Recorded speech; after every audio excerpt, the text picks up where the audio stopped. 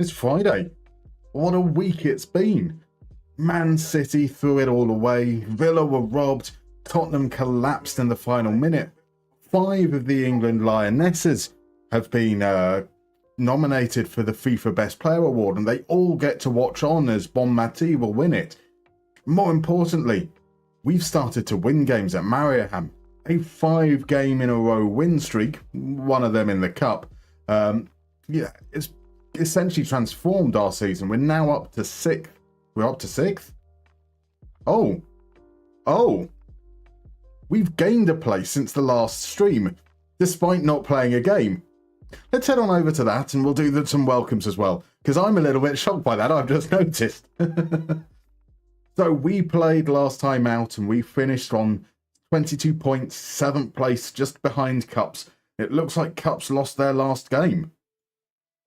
They lost their last game 4-1, and that means we've jumped ahead of them in the standings on goals.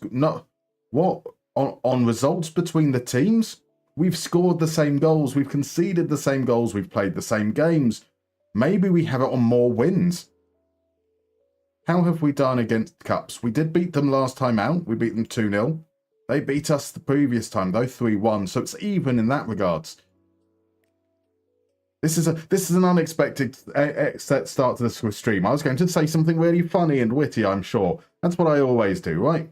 Anyway, we have some wonderful people in. Let's get in. The very, very first order of business is, before you do anything else, before I say hello, go and give that man a follow. And if you're not doing anything at around 4 o'clock GMT and he's streaming, go and check him out as well. He tells me reliably that he's a quality streamer. I don't know anything about quality streams. I have a tendency to be on the wrong screen and completely missing what's going on in chat. So, I don't know what a quality streamer is like, and that's why I'll be popping along when I can. But anyway, more to the point, I want to say a big hello to Nick over on YouTube, and to RJ who's in, and to Levi. Always Levi is in. Ease off tackles. Adam on the ball. Who else have we got in this evening? I've already got lost within chat this early on in the evening.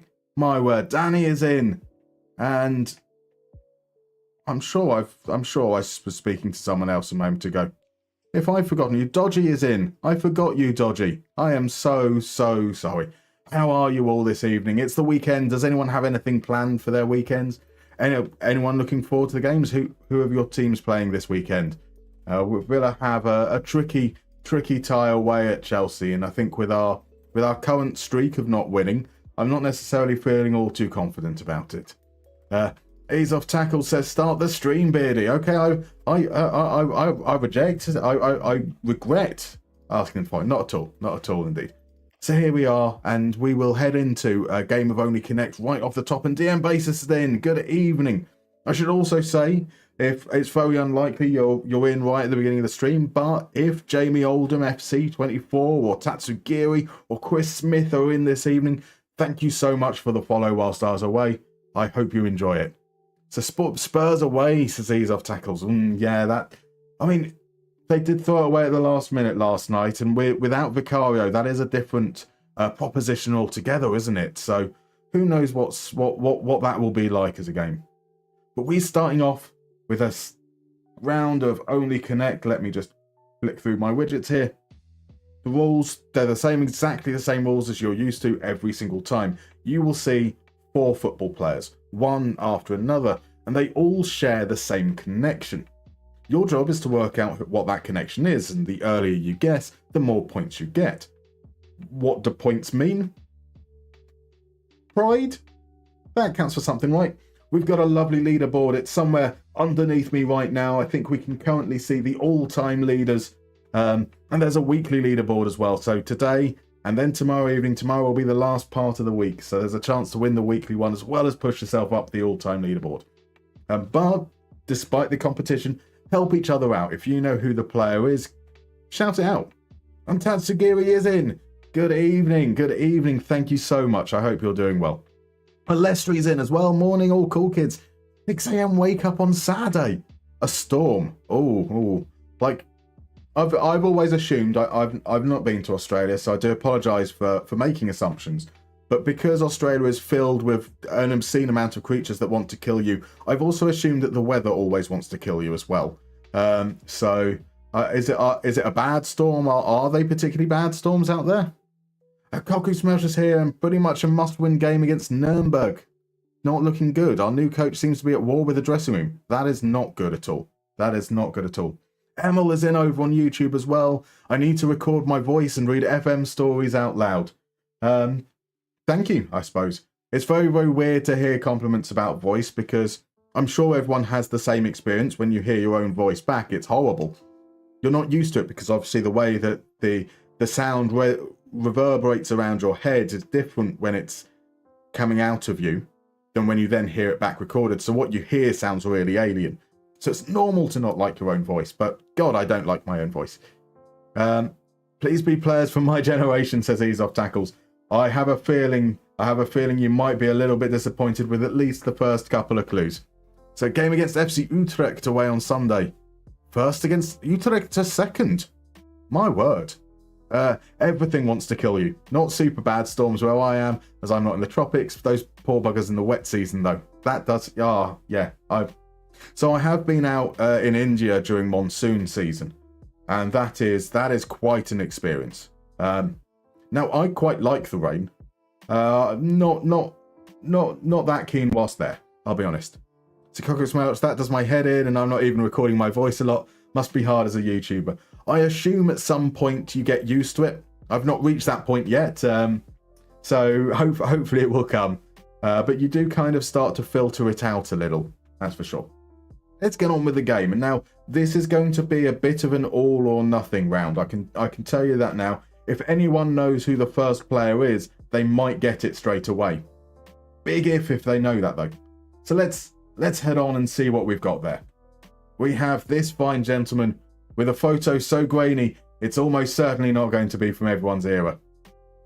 I think you have a lovely voice. That's very kind, Ease of Tackles and Cockroach. And does anyone know who this man in a yellow and black striped kit is? I'm expecting radio silence at this point. They are rather famous for one thing, but Lord knows if anyone knows what their face is.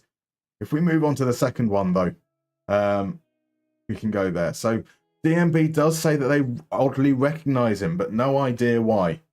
He is very much a pub quiz answer. Good thing I followed Utrecht during the 60s. We did have a guess for Vennegoor of Hesselink. It wasn't Vennegoor of Hesselink, but it was indeed the Dutch leagues, that's for sure. Now we've got people coming in with the guesses. We've got Forlan, unibrows. Is it players with unibrows? I mean, I am, as a proud unibrower, I might have actually shaved for once. I do think that'd be a good link, but it's not that at all. Yes, and RJ and Adam have the ball have recognised Forlan. And they scored the winning goal in a third place game in the World Cup, says Cockroach Smelch. Oh, now that's a really, really nice guess. It's not, but that would be a great clue. See, this is why I really do this, is because then I can get ideas for different connection rounds from all your guesses. It's brilliant. Ease Off Tackles asked whether they scored offside goals against Fulham in the Europa League finals. That is very, very specific, true. Unfortunately, I don't think that Fulham were ever in a final for the first one, I'm afraid. So, become tennis players. Interesting. It's not that they became tennis players. So, are they players who didn't make it in the Premier League but went on to be world besters when they left? That's fair. Forlan was amazing.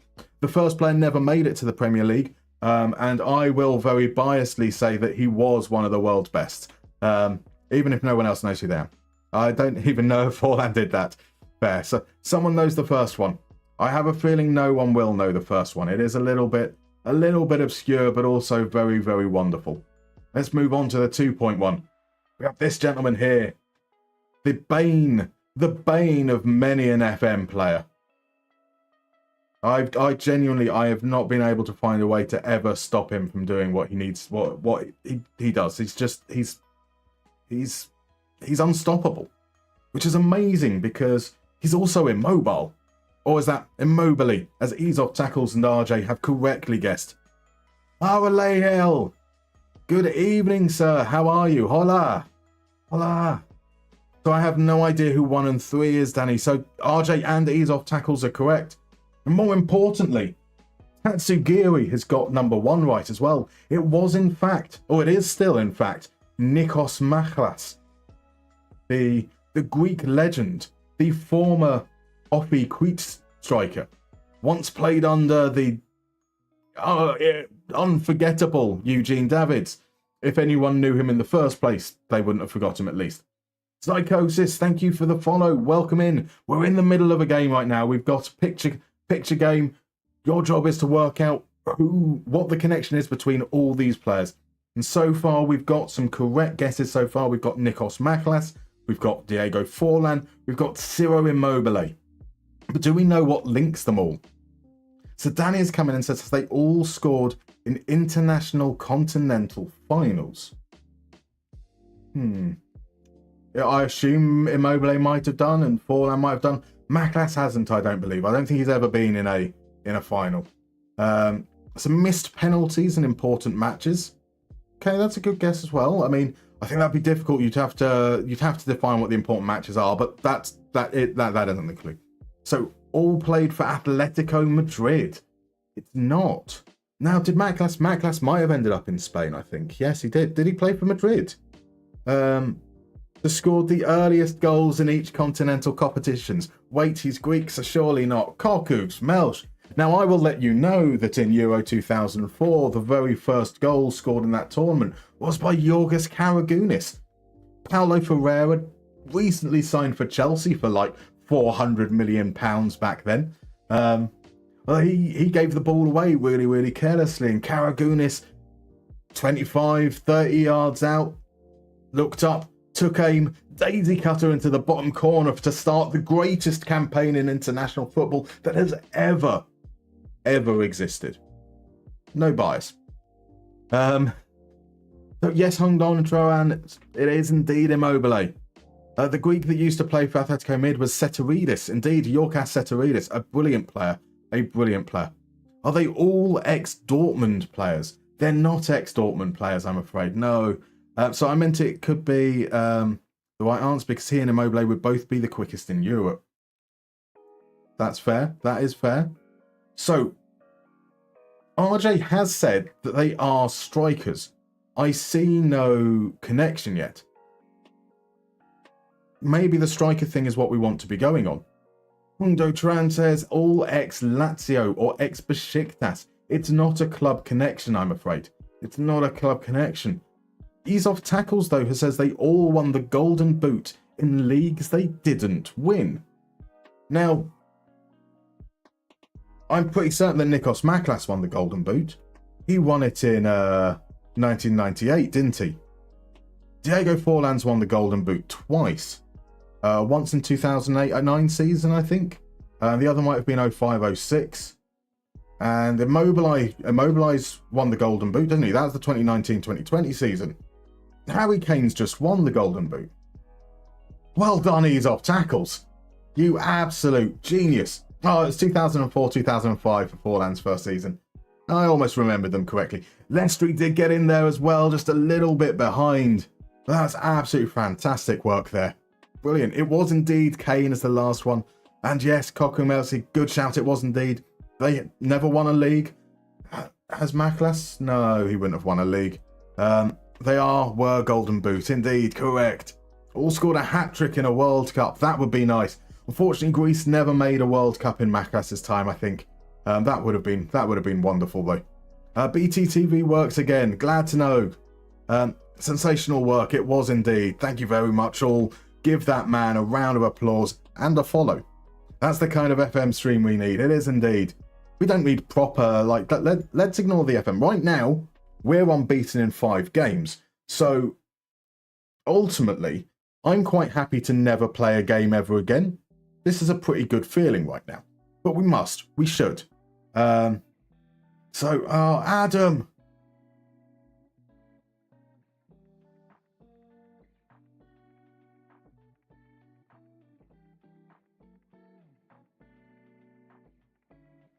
Adam, you absolute gentleman, gifting a subscription to Ease Off Tackles. What a gentleman. This has become like your signature move. You are more than a legend. You are, well, what is more than a legend? Whatever it is, that is what you are. So, Maklas played every group game at USA 94. Ah, fair enough. I very much doubt that Greece was scoring 3 goals in a single game at any time there, though.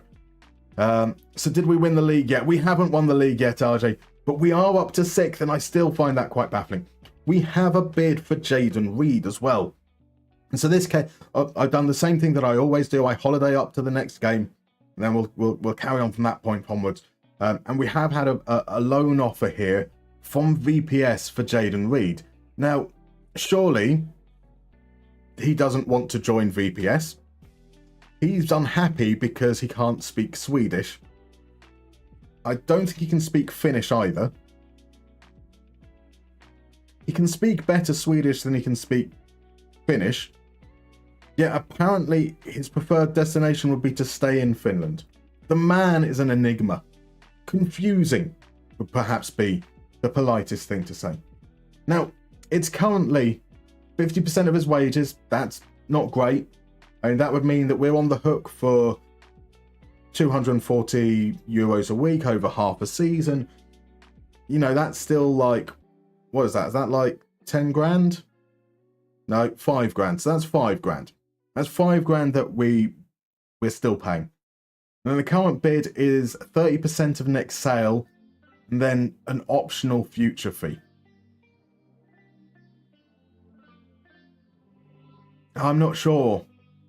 A total fee of 94k. 94k isn't far off his asking price. I'm quite happy with 94k.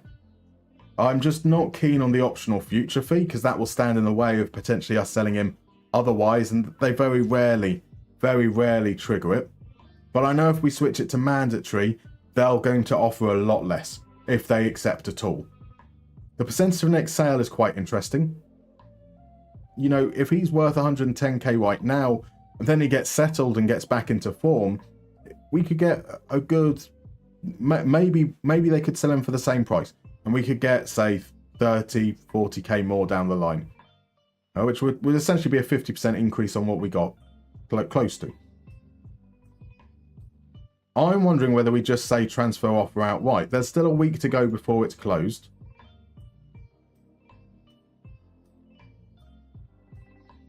So what were the installment options? It was 2 6 monthly ones at 54k altogether. So let's let them stretch that out a little bit. Oh, I hate this sometimes. So if we say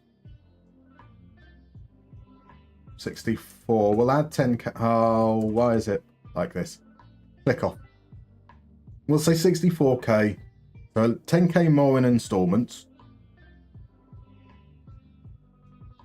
They're originally offering 40k as the optional fee. Bring that down to 36, perhaps.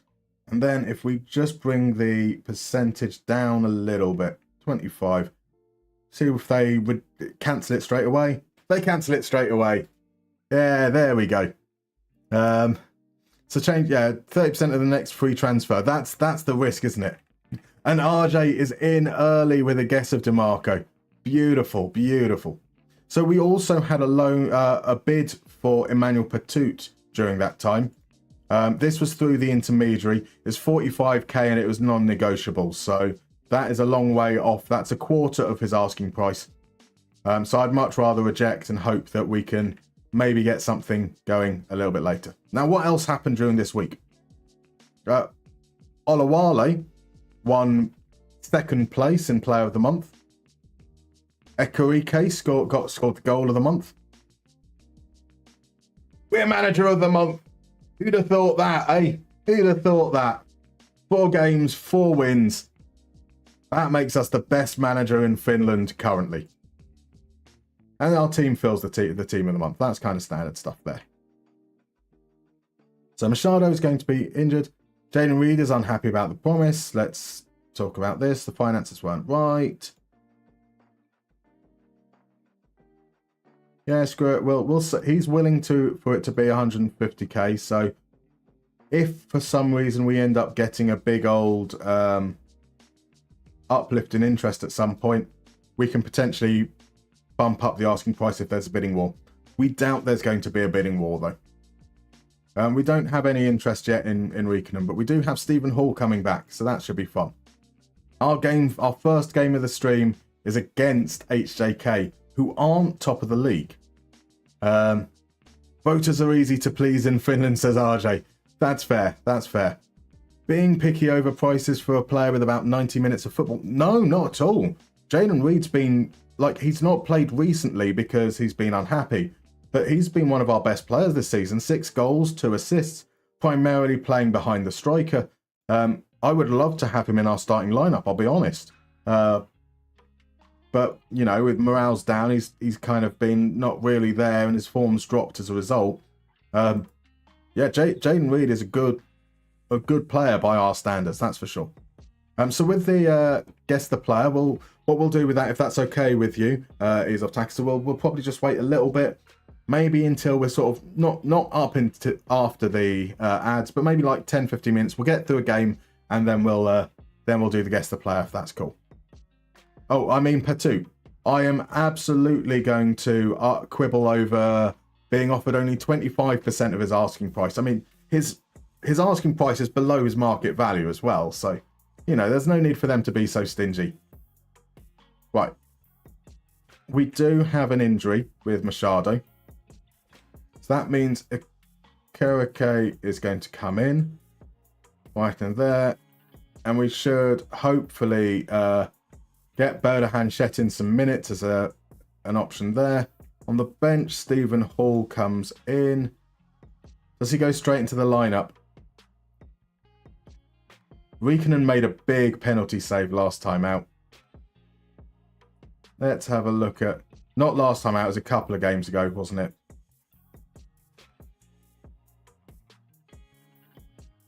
So last game, he had 1 save to make and he saved it. Well, he had 2 saves to make because they scored.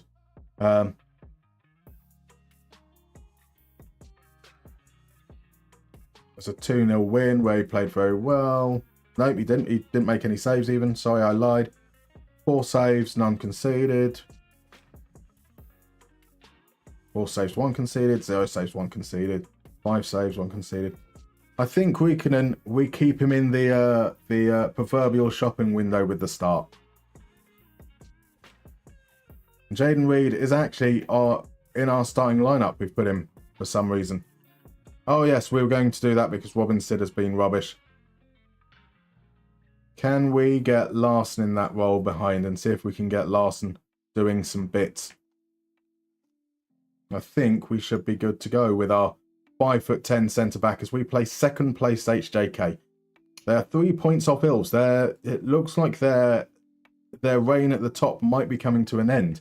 Obviously, there's still a long way to go in this season, but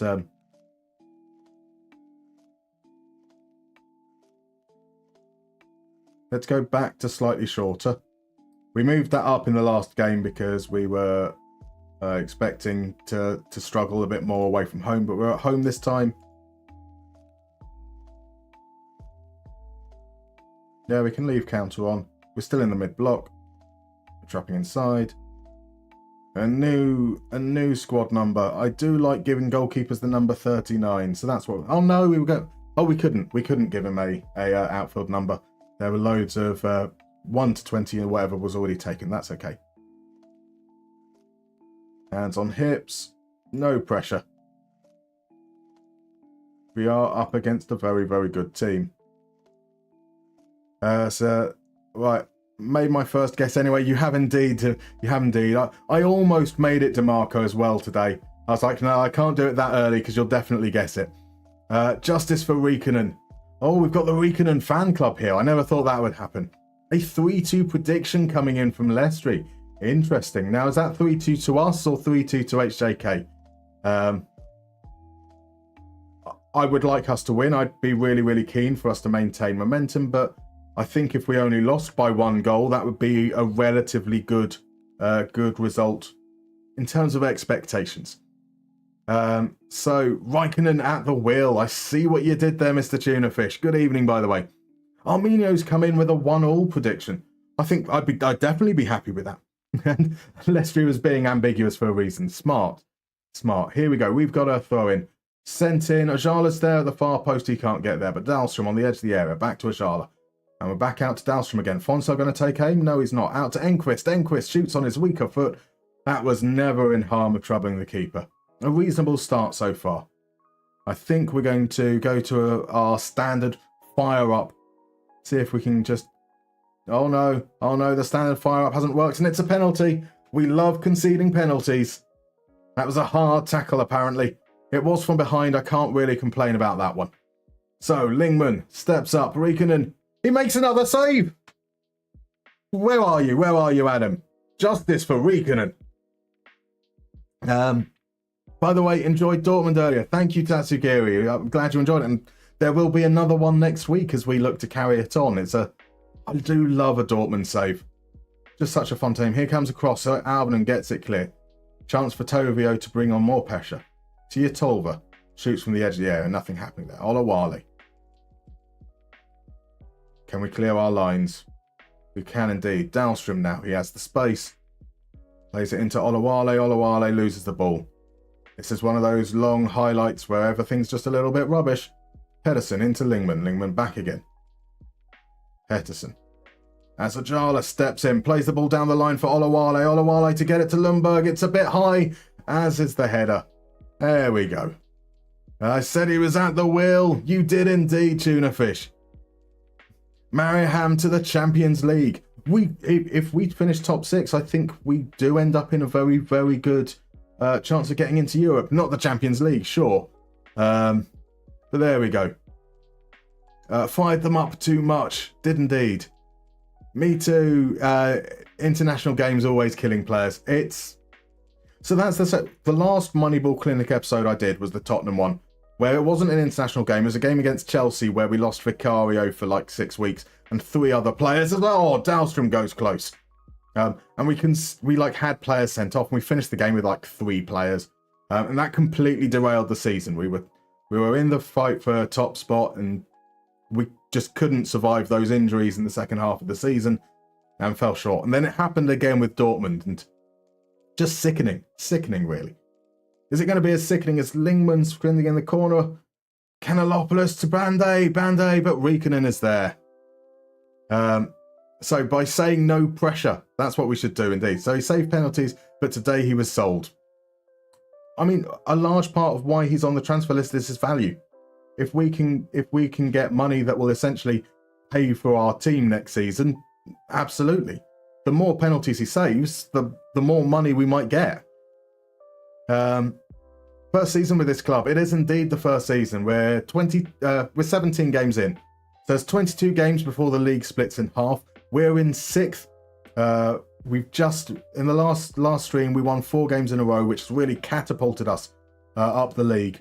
And now we're in contention with possibly being in the championship group for when the league splits. But not if HJK have anything to do with it. That's beautifully worked, and Kanalopoulos flies them into the lead. But the referee blows his whistle. It won't count. It's a nice ball over the tile, but the run's just a little too early from Kanalopoulos. It has been a very even game so far. I mean, again, if you take away the penalty, XG hasn't been great from either team. Momentum is a little bit in their favour. And we've kind of plateaued, so we fired up around here. And that ruined everything. So even in terms of possession, but we're struggling to get into the final third.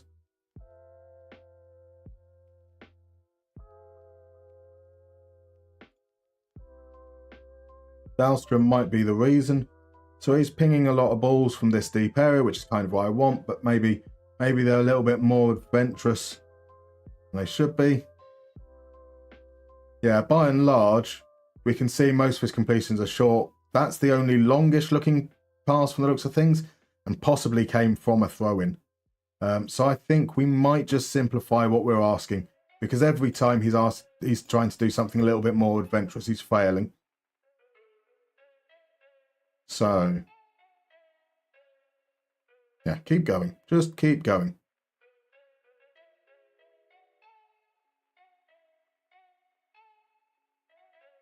Just take fewer risks on you. I think what we might do... Oh, we've got Larson on.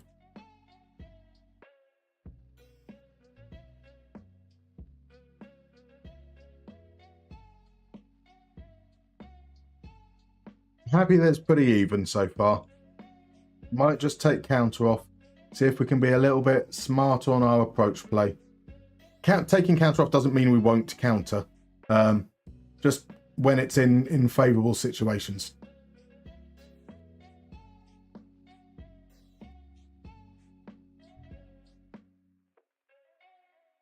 Apologies. So Lundberg back doing defensive work, which means that he's not there for the long ball forwards, and HJK have a chance to come forward against Capello on the left. Capello gets the cross in. Tanaka at the back post. Strikes the outside of the post. Reikanen, however you pronounce his name, can save penalties, but struggled with a very tame header there. Here's Ajala on the edge of the air. That's... Oh! That looked like... Oh, like that trajectory. Oh! Better from us in the last few moments. Lundberg with a turn straight at Ost. Easy save for the keeper. I think it will be time in a moment to bring off Larson, and that might mean that we change what we're doing a little bit with the setup in the front areas. Yatova now comes forward to Tanaka. Tackle from Enquist. Dahlstrom into Larson. Larson on the turn. Olawale.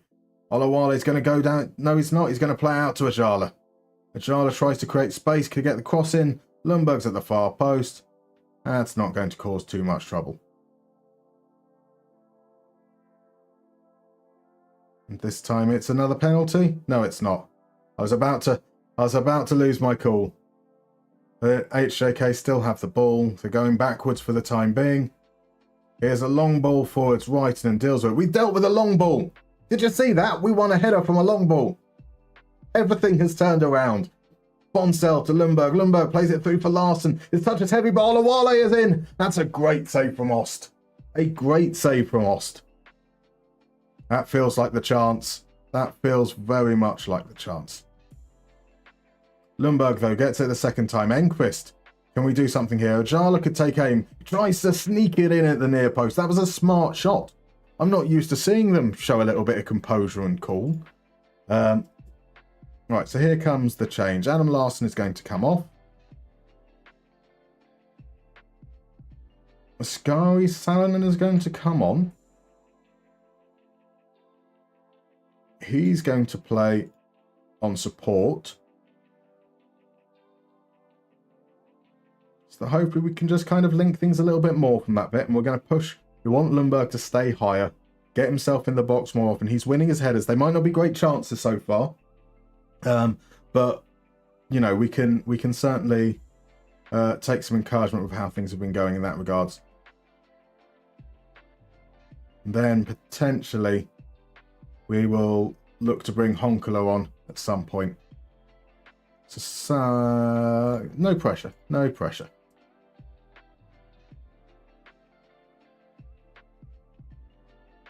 And so, yeah, we've kind of been okay this second half. Not special, not awful.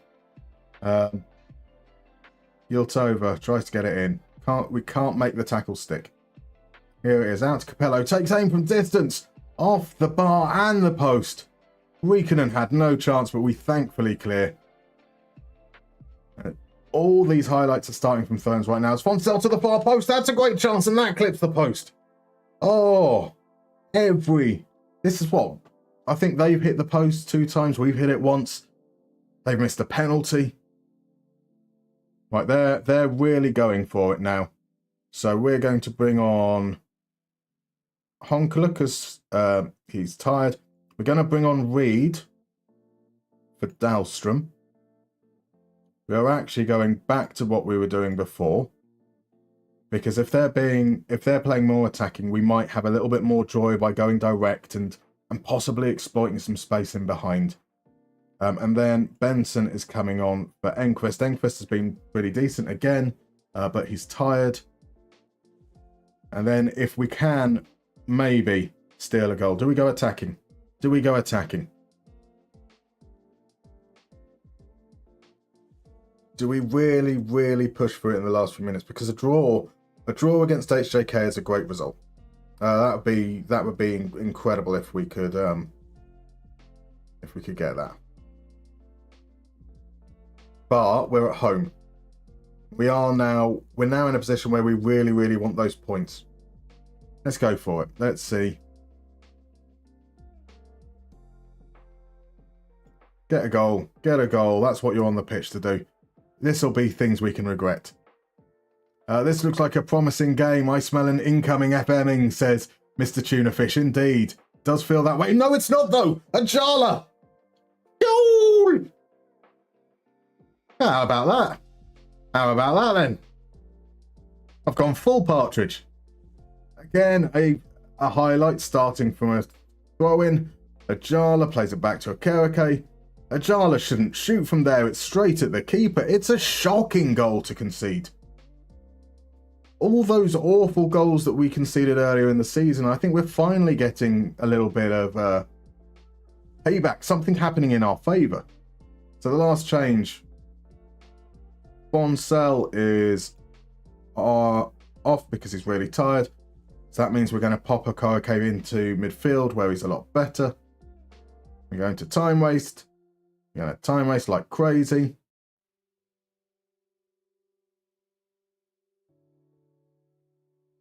And it's a highlight almost immediately. There's 4 minutes of injury time. Reed plays it to Honkler. Honkler shoots from distance. You might as well. You've seen how Oss dealt with that last one. He wasn't very convincing there either. We got a corner from it, which Bengtson will take. Eventually, because we've got time wasting on. He's doing a really, really good job of time wasting here. He swings it in, and Alvin, that would have been sweet. We could have got a second there. My, that would have been nice. 90, right, we're past the 94 minutes now. Capello sends it into the box. Riikonen claims. Riikonen the hero. Riikonen the hero. Do you know what that means?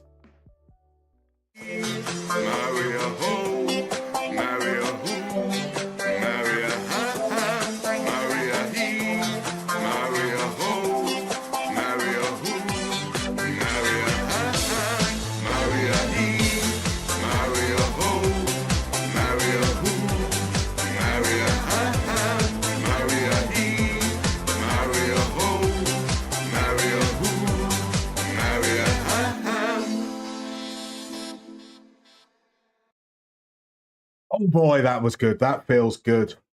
That feels good. And I do apologise. I was very fixated on the game. I wasn't very good at keeping up with chat.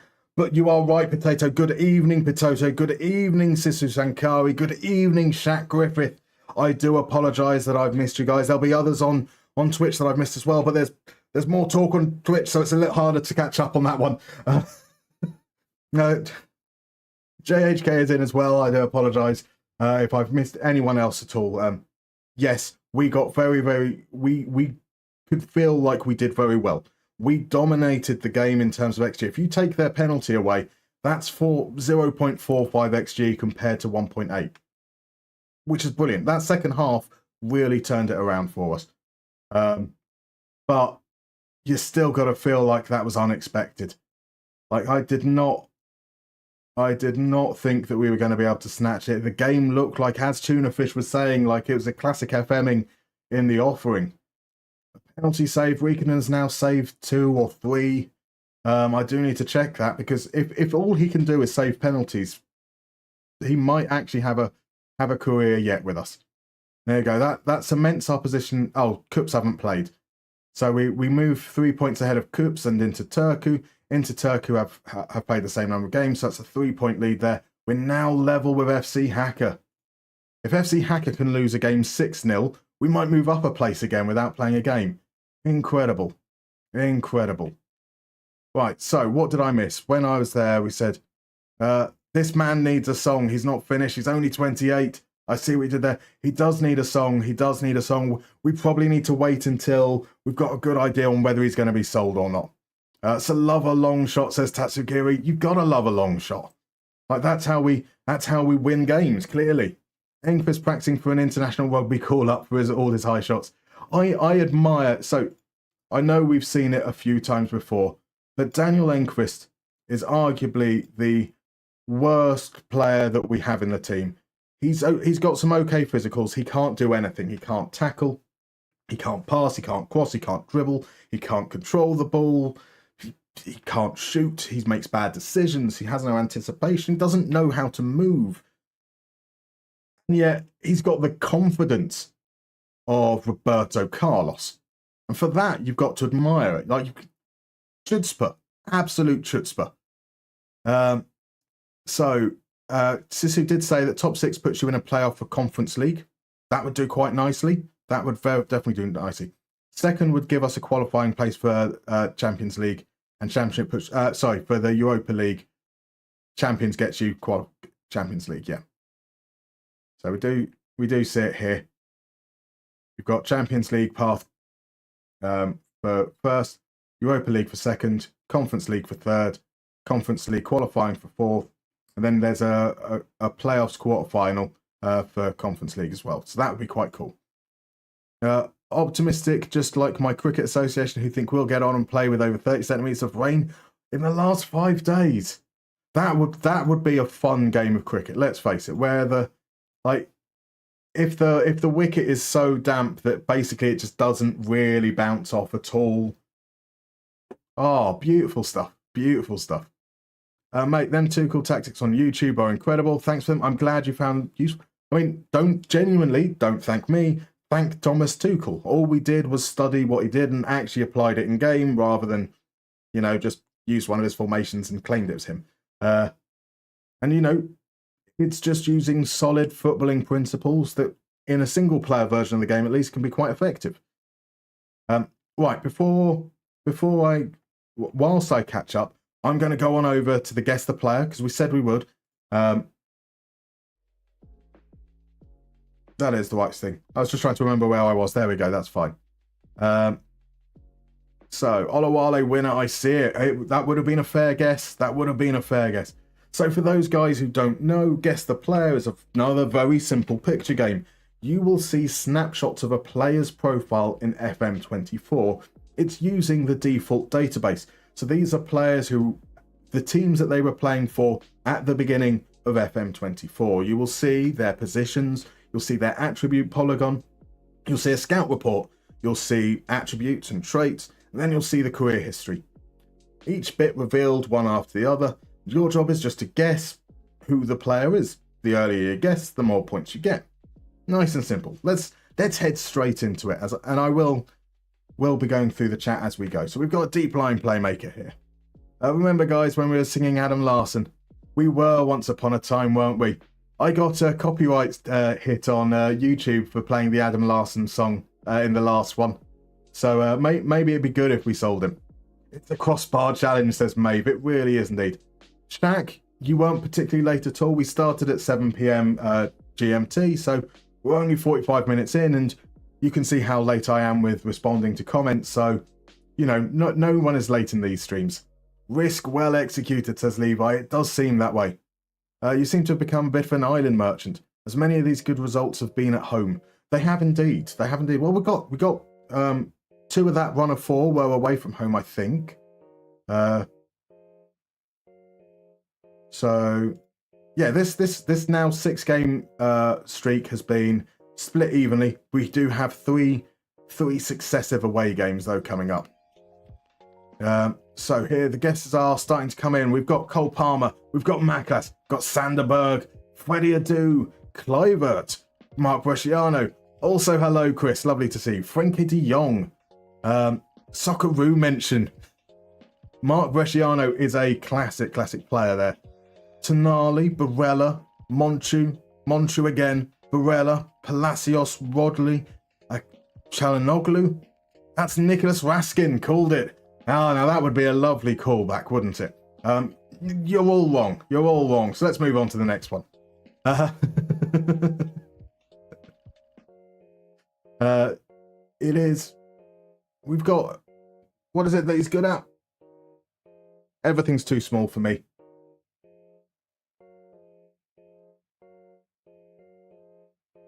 Technical. He's really good technically. There we go. I've worked out how to zoom in on my OBS.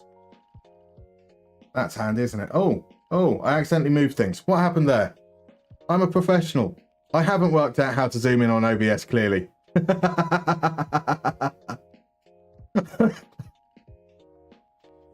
Is it Kenneth Taylor? Now that's a really nice guess. I like that guess. It's not Kenneth Taylor. Maximiliano Zeiser. I have no idea who that even is. Enzo Fernandez. Endo is in. Good evening. How are you, sire? Chouameni, Leandro Paredes. Enzo again. No, we're not on here yet. We'll move on to the next clue. I think that will start to really zero it in there. That's some crazy polygon. It is slow, bad at attacking and bad in the air. Getting binned. He's quite a good player, though. He is quite a good player. Yes, professional. Absolutely professional. It's got McTominay as a guess. That's a fine guess there. We've got Taylor Adams. It's not Taylor Adams. Taylor Adams is a cracking player, though. Anana. An interesting guess. It's not Anana. It's not Caicedo or Angelo Stiller. Is it Mario Lemina? It's not, I'm afraid. Alan Varela. It isn't. We're in the Eredivisie. We now know that we're in the Eredivisie. So we've got Tielemans, Nicholas Seiweld. We can rule them out. Joey Veerman is coming in. That's a guess from Levi. We've got Veerman as well from RJ. A fantastic guess there too.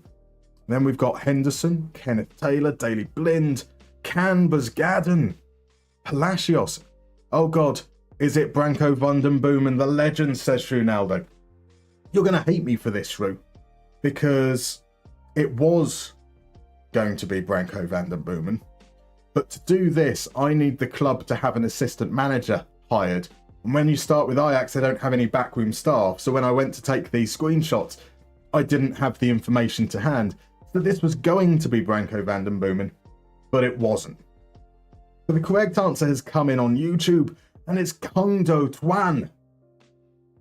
ACAB Europe is 1 minute behind. As is Maeve a further minute. It is, in fact, Jurdy Shurton.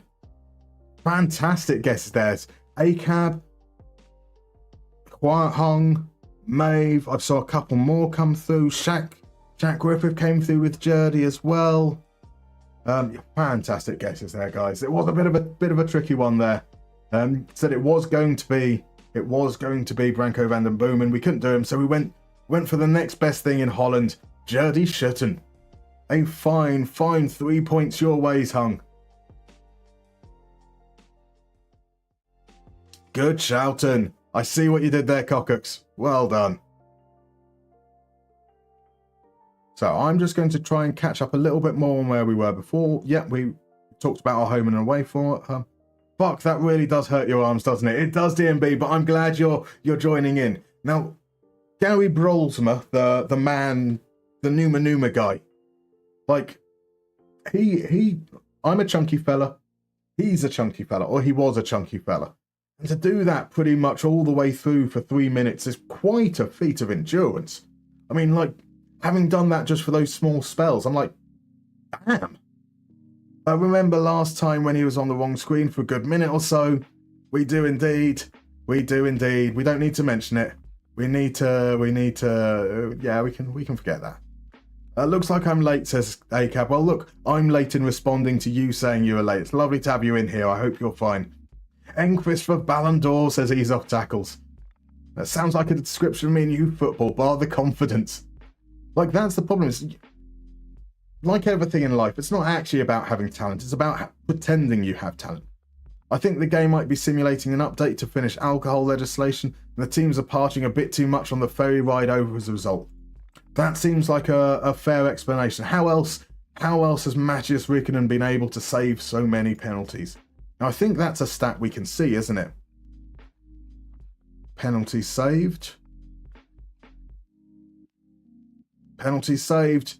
He's saved 3 out of the 5 penalties he's... Actually, so Callum Water saved 3 out of 4. Matthias Riikonen has saved 3 out of 5. Jesse Ost has saved 1 out of 1. The only penalty savers in the league. How many penalties have there been? We've conceded like 400. I know it says only 5. Pardon me. But it feels like more. Is penalties conceded? Oh, that will be a team stat, not an individual stat. That's understandable. So in the league this season, there has been 9, 12, 15, 18, 22, 4, 26 penalties, and only 3 goalkeepers have saved penalties. And that man has done it 3 times. Fair play to him. He's getting a little bit closer, so we're giving up just over 1 XG a game. He's conceding 1.38. He is certainly improving, and those penalty saves definitely help in that regard. Oh, so time for rest. And on to the next game. And we will probably do the whole advancing to the next game probably during an ad break, because that's going to be coming up in about 1 minute and 28 seconds, apparently. So, back onto Spacebar Manager. So next time we need a J3 League Japanese 50-year-old to make it slightly harder, suggests Maeve. That would be... So this is genuinely the part of the things that we're trying to consider is we need to make sure that they are guessable without being too obscure, but also not too easy. Now, there might be 1 or 2 really easy ones thrown in there, because, you know, sometimes it's a fight. Like tonight, it's Friday, isn't it? Nobody wants to tax their brain on a Friday. Nobody wants to have to try to remember who Nikos Maklas is, what he looks like, and how he might have also won the Golden Boot. But, you know, here we are. So we went in Belgium and Netherlands. Indeed, we have. Let me study the Swiss leagues next. I would go, definitely if we were doing that, it would be Luxembourg, right? To go for the whole Benelux trio. Who are the other players that we've got going? We do have...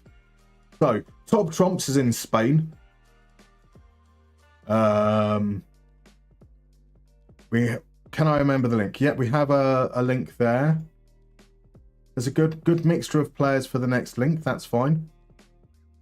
Who's the next guest, the player? I did this only about like an hour before the stream. I should remember. I'll probably remember once I see that. Oh, I know. Yeah. Don't research Switzerland. There you go. There's a clue to everyone. Don't research Switzerland. About to go on Twitch. Okay, Shaq, I understand that. Supreme Quan, I assume that is you, Shaq. Thank you very much for the follow. Yes, I mean, it makes no difference. I'm reading both YouTube and Twitch. I've got this all in one big chat, but I can see the icons and it's really easy to pick out YouTube. I am just very, very slow responding. Trying to focus on the game and then keep up. I'm a little bit slow on those side of things, so I do apologise, my dude. But I'm kind of up to date for a bit, which is a rare sight to see. And that means I can do things like this. Hello, Brazilian. How you doing, my man? I hope you're well. Lovely to see you. How was your birthday? How was your Thanksgiving? So I want my reward redeemed. I want to see your beautiful skull again. There is no skull to be shown. It's hidden away. It's been in a...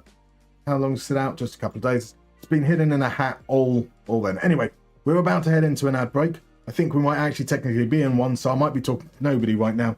I will see you guys in about 3 minutes.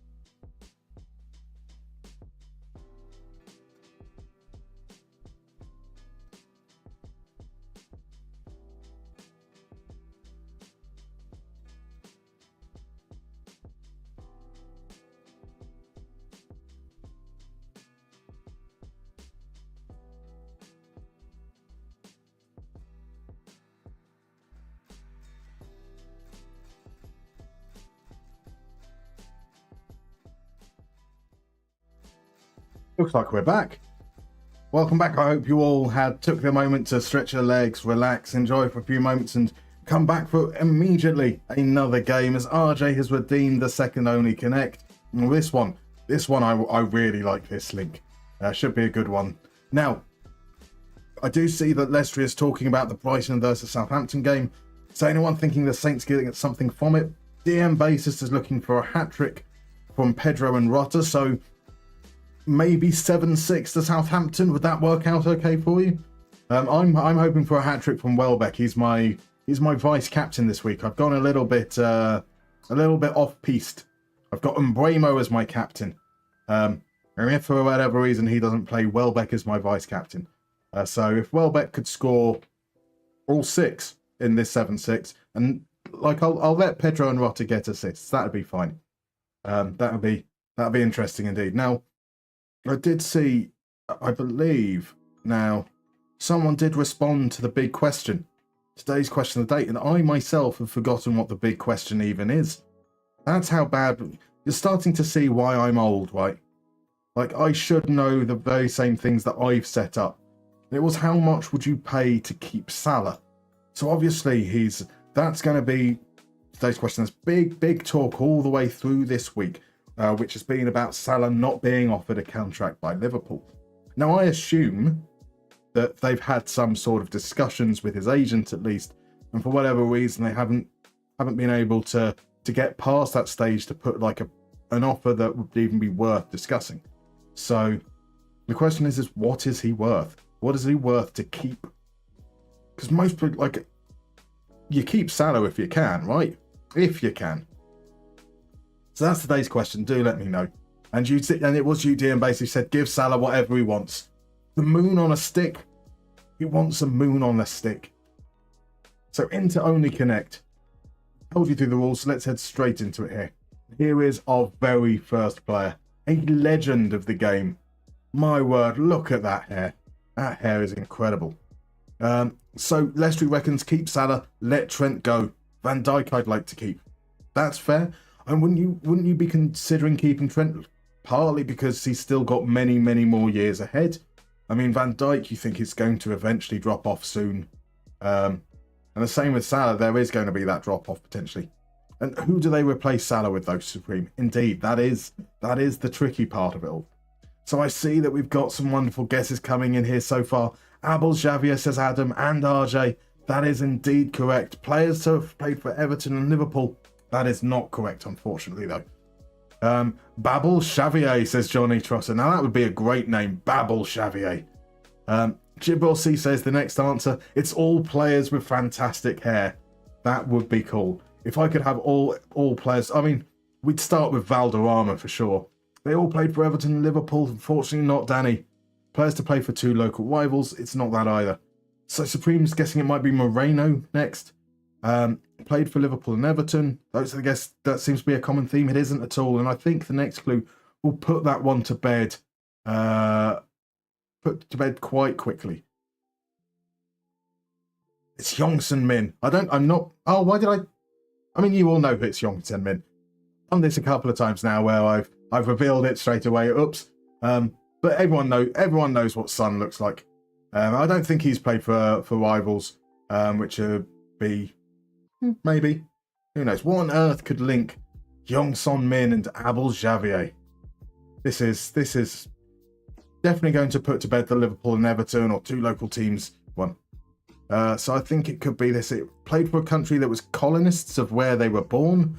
Oh, now that would be a phenomenal connection. My word. Is Frank Ribery coming next? Frank Ribery is not coming. Could Frank Ribery come, though? That's something you have to ask his doctor. I mean, like, modern medicine is wonderful, and, you don't need to get prescriptions for things like Viagra. So, yeah, maybe Frank Ribery could come next. That's not the question you're asking, sorry. I'm so sorry. I was going with players who converted to Islam, right, but I don't think Son has. Players transferred from Bundesliga. That's a good guess as well. It isn't, I'm afraid. You may as well tell us the answer as well as the clues at this stage. You'd be lucky, Johnny. I mean, I might do it if we don't get there. They have Son in their names. Abel means son, right? Oh, Oh, now is that the like Cain and Abel thing? Like that's the biblical. That's not the link, but that's a phenomenal nugget of knowledge. Dodgy Rolex scored a hat-trick in Youth World Cups. Did they now? Interviewed by Tom Holland. Has Abel Javier been interviewed by Tom Holland? That's an even better nugget of information. Not that nuggets of information are a competitive thing, but that's incredible. Now, I'm not going to reveal who this is, but I think that this player is as easy to recognise as the others. Avoided national service in their home country by winning a tournament. That is very true for Hyung-Sung Min for sure. It's not unfortunate. It is the real Ronaldo. Pardon me. Fenomeno indeed. What on earth could link Fenomeno, Hyung-Sung Min, and Abel Javier? It's not Rivaldo. It's definitely R9, the legend, the greatest Ronaldo. They all played at the 2002 World Cup. Surely Hyung-Sung Min didn't.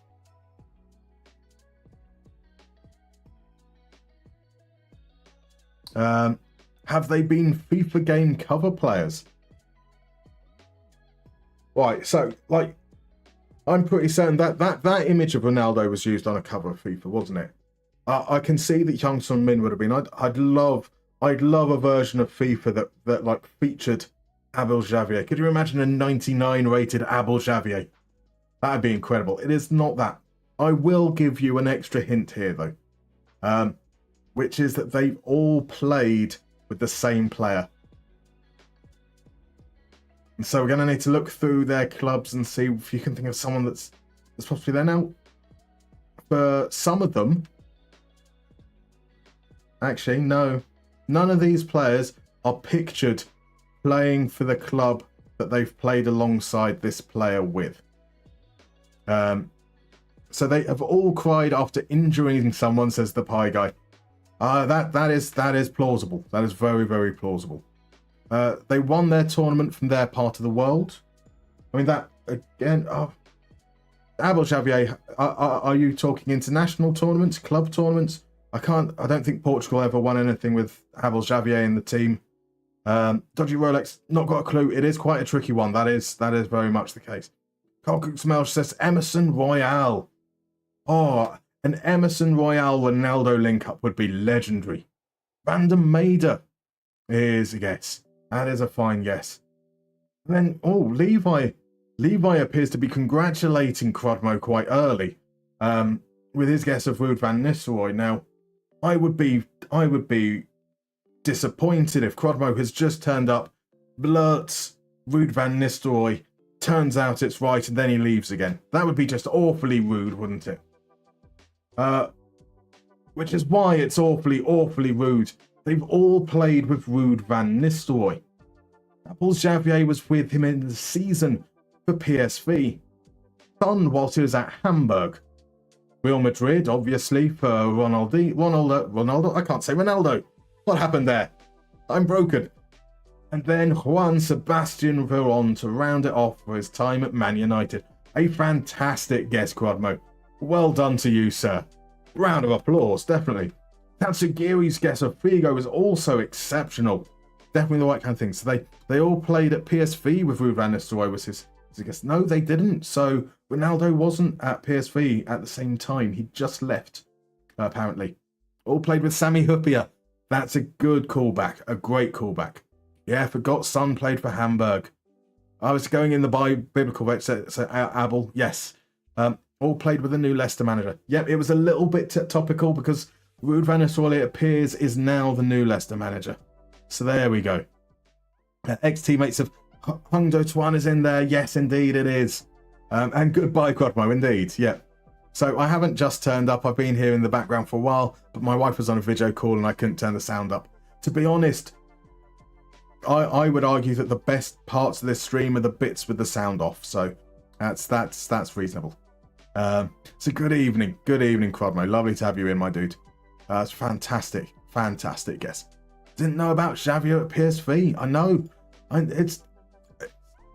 I was surprised there were a lot of players that, like, when you do this, when you look back into like players' history and then you go like, oh yeah, they started their career here, and you look at the players they played along. Yeah, some wonderful surprises coming in there. We are. I wasn't going to offer a contract to Petteri for sell. We don't need to. But then Jaden Reed wants to leave. Robin Sid hasn't hit the form. Let's see what he's asking for. We can afford him. He is still affordable. Let's do it. Let's do it for old time's sake. So Petteri for sell used to play for IFK Mariehamn all the way back in the early 2010s. 4 seasons? 1, 2, 3, 4, 5, 6. 5 seasons. He seems to be like an okay player. That is allegedly fully revealed. So really, really tactical. Could perhaps be the player that we thought Robin Sid would be. So let's see how this goes. Important player I'm fine with. That 2026. He'll be long retired by then. He'll be like 35, 36. Maybe we'll get lucky. So he said 275 to 375. Well, no, we'll offer you a 3-year contract because you said you wanted us in thingy by that point. We can't go any further on that, but we can. Let's give you an extra 25 euros there. Same here, an extra 25. Sweeten up the agent a little. No.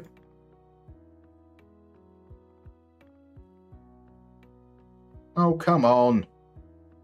I don't want to have to go non-negotiable. You'll then throw your toys out the pram.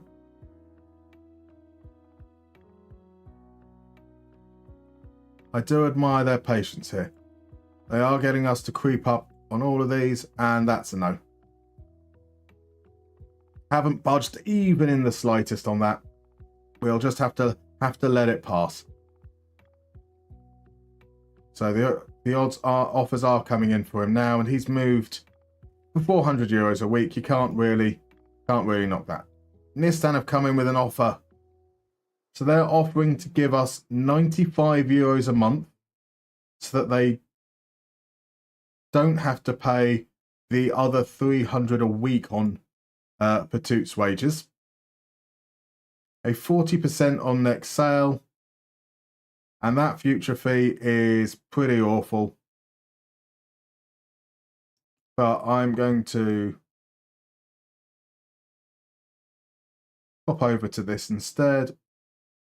Oh, not 58 million. I thought that was 58,000. We've got to do this, don't we?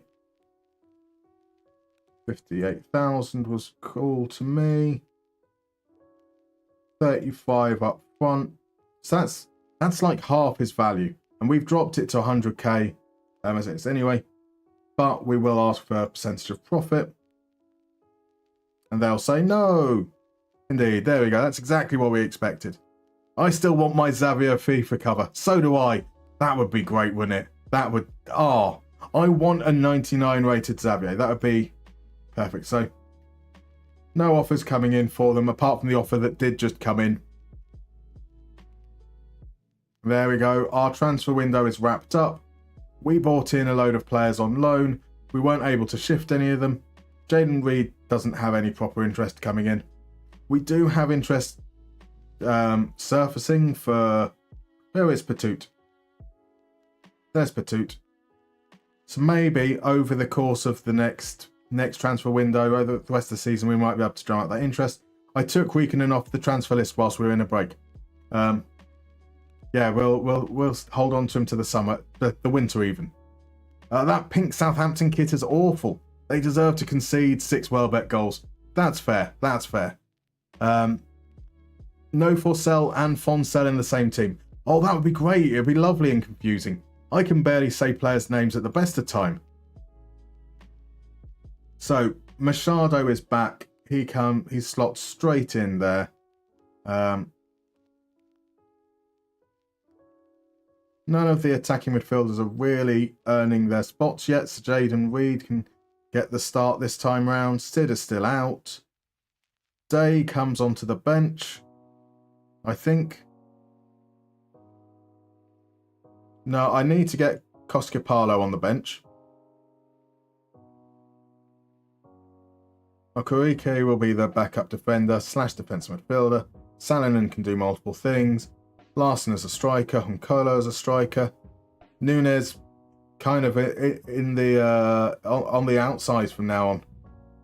Niskanen probably a little bit unfortunate, but yeah, the way this is kind of working out. Oh, let's have a look at Governor.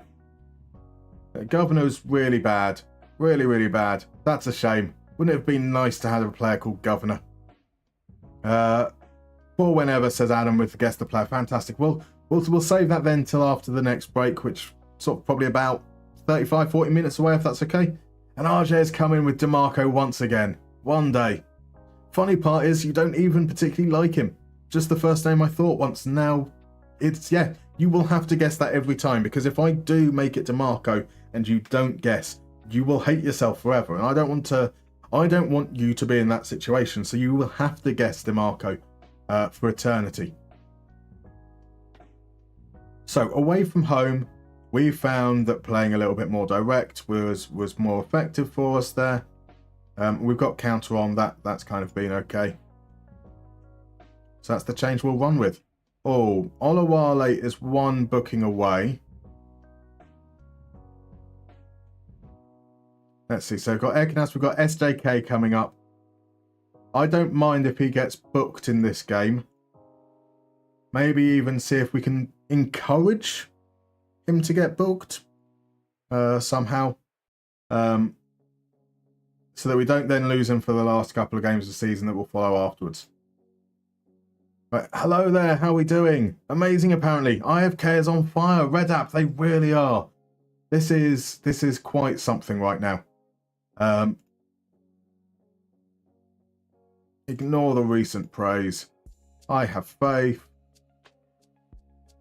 Players are even responding to my team talks. It's a weird world that we're in right now. Which means we're likely to go down within the first, 5 minutes. That's kind of how this happens. The dark arts, indeed, Adam. We've got to manage those suspensions, and if that means telling him to get a deliberate yellow card so that he misses a game of lesser importance, I'd love that as a feature. Enquist tries an ambitious ball down the channels for a player that's on the other side of the pitch. I love Enquist's confidence. It's a shame that we don't have a picture for him. Right. Here we go. Can we do something here? We've picked up the ball. Fonsell plays it over the top to Olawale. His touch isn't good. His second touch isn't good either, but he was offside. None of that matters. It's a lovely ball over the top by Fonsell, though. So here we go. Sending it long. And Lucas Kaufman can't get there ahead of Alvanen. We'll play it out wide to Ajala, the unlikely right wing back. I am worried that we don't seem to be able to progress the ball here at the moment. We seem to be stuck deep. This is prime for a defensive mistake. Or not, though. Enquist comes forwards, and there's a great tackle. Efimov plays it to Kaufman. Charlie Kaufman. Never knew that's what he was doing with his life nowadays. Right, Lindholm can play it through to Rahimi. Rahimi to make it 1-0. There you go. It's a lovely ball through by Lindholm. A great finish from Rahimi. Ah, well. Is Xavier in the game as a staff member? That's something definitely worth looking up. Let's have a look at that afterwards. There we go. So that's disappointing, really. Rutter hits the post. They obviously know that you're counting on them, DMB. So it doesn't make sense to counter when we're losing, because generally speaking, teams aren't going to be as attacking against you once they've already got a lead. So we'll take that off. We'll go to our trusted old fire up, because this has been a pretty poor first half for us. Right, and here's Fofana now. Plays it to Rahimi. Rahimi's got loads of space. Plays it back to Malindama. Efimov, this to be 2-0. Rikkinen turns it over. He really should have put that anywhere other than straight at the keeper. All right. Can we get it clear? We can indeed. And hopefully that's that highlight over. The fire-up can kick in and maybe we'll see something because that's been even worse since now. Right, and then over to Alvernon. Alvernon out to Enquist. Enquist dallies around, moves back to Alvernon. Now he's free. Here's the cross. Olawale at the far post. You're never going to score that header. Ever. Why try it? 70% possession for the home team. We'll look at this in the break, which is about to come up here. Is it all deep? Do we need to start pressing higher?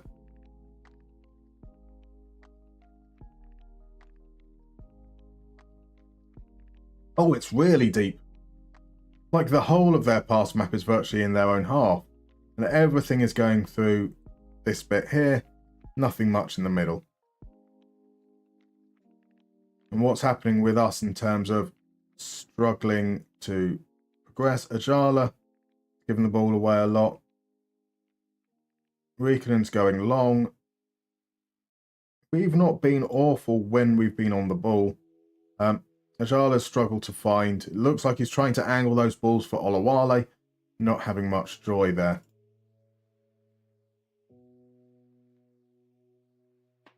Let's do some finger pointing. Finger pointing makes you feel good, right?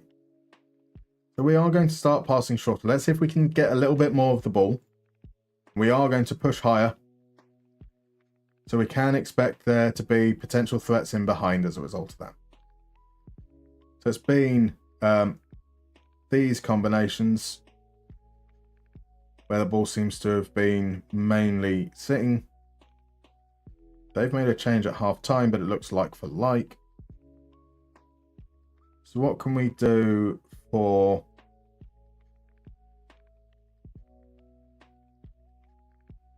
Going to ask him to take fewer risks. We are going to ask Dahlstrom now to push forward though. So we've still got someone going forwards. We're just going to be attacking a bit more narrow. Jaden Reed hasn't... I haven't even seen Jaden Reed in this game. I'm already changing my mind on those changes. So Koskipalo is coming on for his debut. That means that Ajala will be now more central, where he might be a little bit better with trying those passes. We will keep the take fewer risks, but otherwise we'll keep things relatively normal. Again, though, I am doubting the changes that I'm making. Who do we bring on as a attacking forward? Salonen comes on, so Fonsell comes off too. Let's tell Koskipalo no pressure, and Salonen that I have faith. Let's see if we can do something a little bit better in the second half. To be honest, losing to Ekenas would be the funnest way to end the good streak. Fair enough. I mean, they're not doing too badly. They're what, 8th or 9th, I think, in the league, but they have been in some pretty bad form in the last few games. So they seem to have certainly been doing better in this game than perhaps people would have expected. Recently, we watched the latest stream after I missed it. I'd never noticed that you played a song after winning before. So yeah, we haven't won much. That's why. Yeah, so that came in like a couple of, maybe last week. Maybe on like the 3rd or the 4th stream. And then we didn't win any games, so it was kind of pointless. Oh, bad pass there from Reitonen. And now Lucas Kaufman. Oh, narrowly wide. Give me one moment. Trying to deflem a little. Probably defeats the point muting the mic if I'm then going to say the word phlegm. As Olawale rises at the far post. Enquist is sending in quite a lot of nice looking crosses, but is Olawale really the player I want to be on the receiving end of them? Maybe. I think give it maybe 5 more minutes or so. We've had a pretty good start to this half. Give it another 5 minutes. We might swap the strikers round. Or maybe even bring on Honkler and go with 2 big boys up top. And Olawale could play in that gap behind us. Salonen takes a shot. Almeida parries it away. Salonen has already been more impactful than Jaden Reed. Barely 8 minutes of football. Koskopalo to take the corner. Cross it in. Machado wins the header and that's over. We are certainly doing better. Finger pointing works best when you get right up in their faces. I can do that. Enquist, the best bad player in Finland. Absolutely. As Cross, he wasn't able to get the header there, unfortunately. Sadly, because it's a tune. It is some absolute ridiculous for sure. Reed was playing. I know, you could barely tell. So Ekenas only got 19 points in real life, so they are overpowered by quite a bit. Indeed. I mean, here's the cross. Olawale. Olawale, what are you playing at? Mr. Lover. Jason, good evening, sir. How are you doing? I'm doing very well, apart from the fact that our 6 wins in a row look like it might be coming to an end. Or not! Olawale! Redemption! An Olawale. An Olawale. Yeah. Oh. Okay. Ask me more questions, Jason.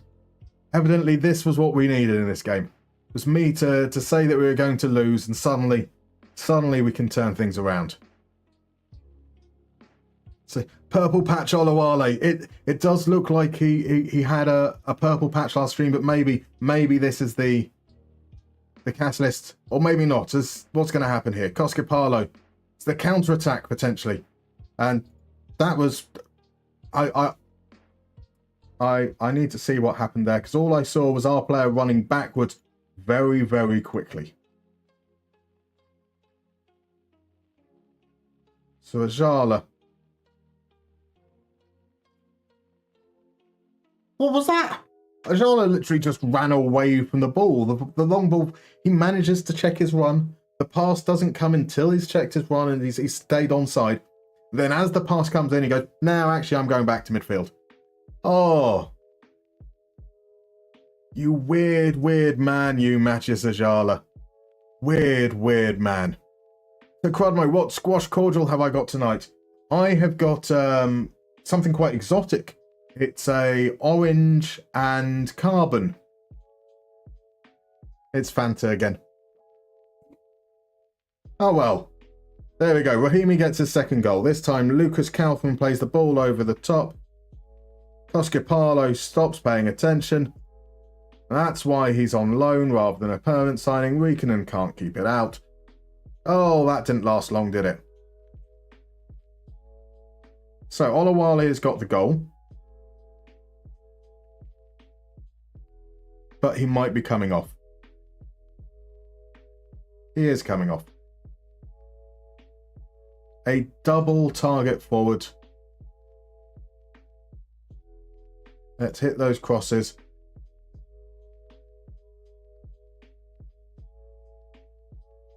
Just add a bit more width.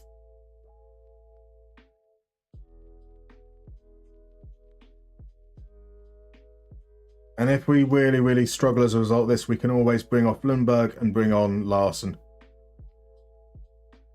So this does feel a little bit like an FMing, I think we can say so far. This was as Tuna Fish had perhaps foreshadowed a little bit earlier. And yeah, that hasn't yielded anything at all. So let's just revert back entirely. Nope, counter was off. Lundberg comes off, Larson comes on. We will go to attacking though. I want to see something from you. You're still on the fire up. Did we kill it with those changes? It looks like we might have killed our comeback, or have we? A late injury time highlight. Ajala finds Dahlstrom. Dahlstrom gets across low. Enquist. Enquist does what Enquist does best. Here we go, 6th minute. This is the game over. Or is it a chance for them to get a third? This would be icing on the cake. Ajala with a professional foul there. They're going to allow him to take the free kick. Lindholm stands over it. They're wasting time, and there we go. There we go. Wow, that is a tough defeat to swallow. 0.91 XG, plays 2.16. We just failed to tuck away our chances. It looking like the Mariehamn of old for a bit there. But this is what happens. They're a team who are in and around us in the league. They are on the little graphic I put on the thumbnail over on YouTube because they are literally in that battle. So losing an away game against a team of a similar standard, that's kind of understandable. We maybe got a little bit ahead of ourselves after we beat HJK. And Olawale didn't get himself another yellow card, disappointingly. IQ of bread, the say of Bajala. Indeed, that was shocking. Wale, wale, wale, wale, wale, wale, wale. Oh, the Ole chant. Right, okay, I see. I should read the whole thing before I say it aloud. He got scared of the ball, maybe some bad memories. It was a weird thing to do. He likes ball played into feet, so maybe he saw the ball played in the air and was just like, nope, I don't do that. I don't do the air. I don't do running. You pass it direct to me or nothing else. Early crosses from the changing room. Ooh-ah, honkala. This didn't really help at all to dispute the island merchant claims. Situ, you are the only person making the island merchant claims. What is our record home and away?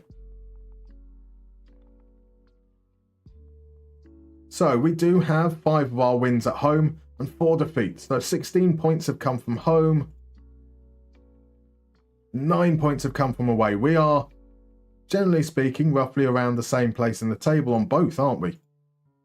So 1, 2, 3, 4, 5, 6. We've got the 7th best home record, the 7th best away record. It's almost like this is all in your head, Sisu, I'm afraid.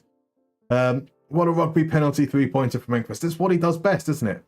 It's hard to score with square feet. Don't be too hard on Enquist. Just don't shoot, man. Just don't shoot. So is Abel Xavier in your save? Yes, let's go check him. Let's go check out the glorious haired Abel Xavier. He is a manager. He hasn't been working for 5 years. His last job was with Mozambique.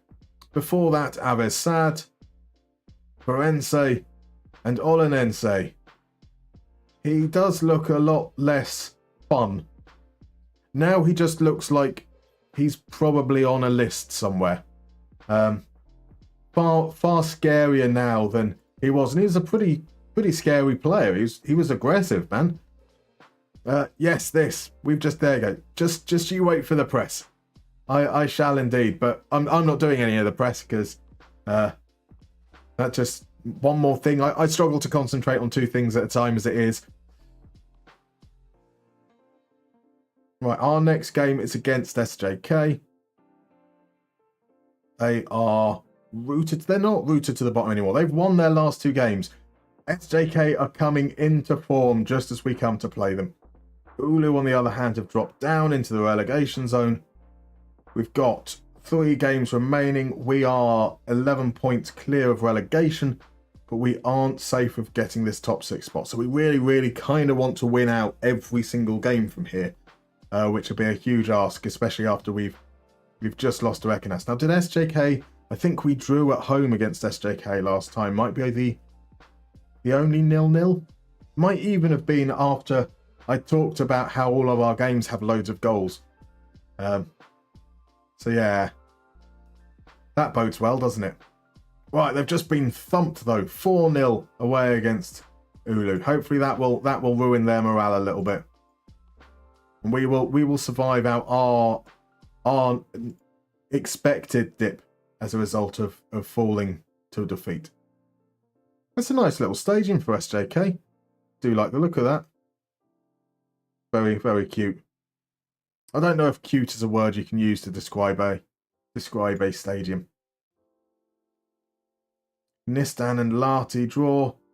That's probably closed off Late's chance of closing them down over the next few games, but obviously once we hit the championship group, the league is still open at that point. So Mitoma has made it 10-1 to Southampton. That is incredible, RJ. I did see the correction. And Machado is out again. Marvellous things.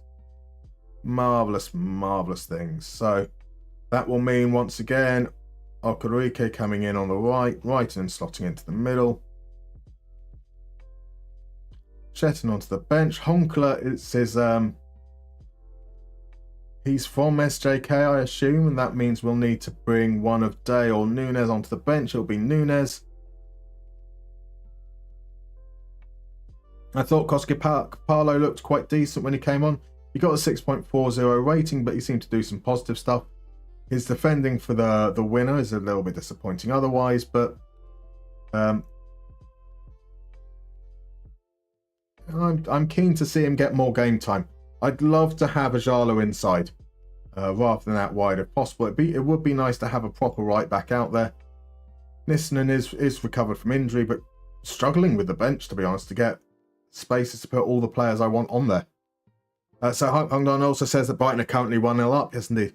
I'm very glad that's not the score. That would be quite something, wouldn't it? Could you look at your database and Moneyball for a replacement for Salah? I could indeed. I'll have a look over the weekend.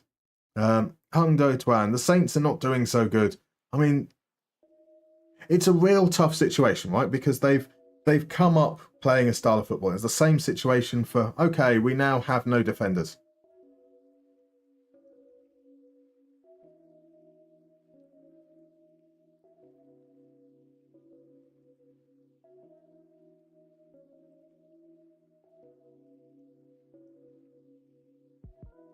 I was talking about bringing Koskopalo in. Koskopalo definitely comes in. That's something that's about to happen. As is Bengtson.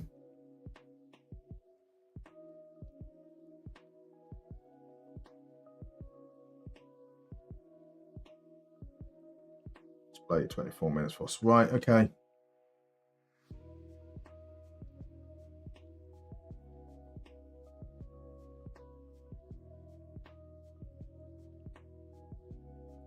I'm just going to clear these slots out. The 352 has worked fine. I'm just going to copy it though.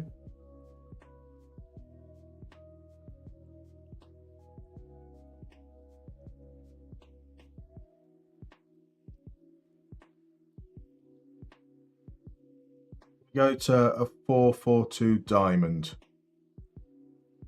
That's what I'm thinking. So we've got essentially the exact same things in terms of in possession. Does mean that we've got a lot of our width is relying on the players coming late from wide. That's going to put a lot of work on them. So we'll see. Sounds like the way Southampton are defending that might end up the score to Brighton. Fair enough. Yeah, so like they've come up with playing a particular style and trying to then abandon it and having to essentially, you'd have to rebuild that squad entirely. Now, I imagine there's a lot of Southampton fans who wouldn't mind rebuilding the squad entirely because of how badly they're doing.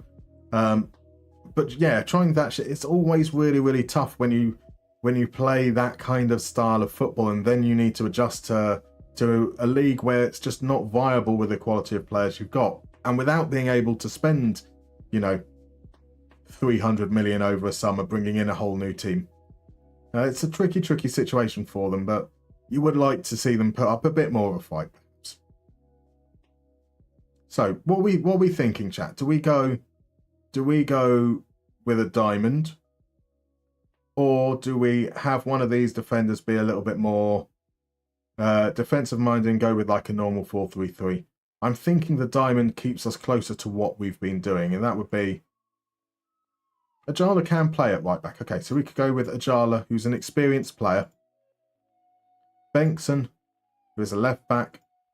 Alvanen, who is an undersized centre back. Okariki, who is an undersized centre back. Because Settin isn't fit yet. His few minutes haven't got him up to fitness.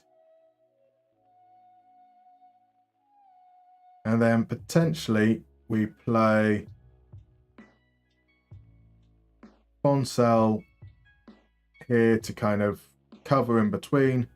Then we'll have as ball-winning midfielder. This guy can dribble more. We can get them to join forwards. So that would be looking at something like Dahlstrom, Salonen behind the striker.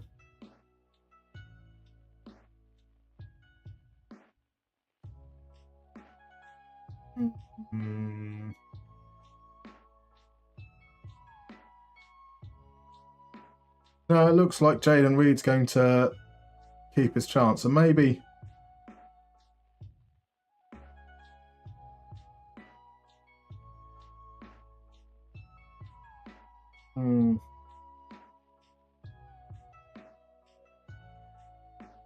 With Ajala out there, that does kind of limit what we've got options in terms of in central positions, especially with... So if I was doing this, if I had to do this normally, Okariki would be in midfield. Bonstel would be in that role. So you'd be able to have Dahlstrom and Salin and Ajala there. And that's 5 central midfielders, right? But because of injuries, we've got a lot of these midfielders in places elsewhere on the pitch.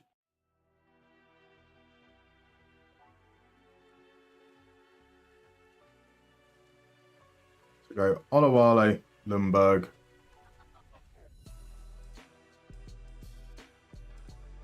So Coscapalo, so I was thinking of bringing Coscapalo in because I didn't think that Ajala could play right back as well, but he can.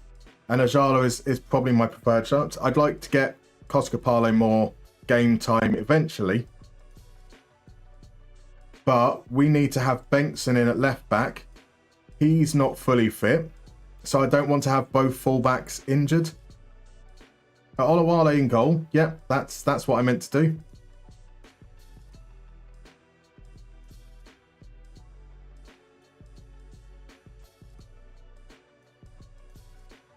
And where's Lundberg?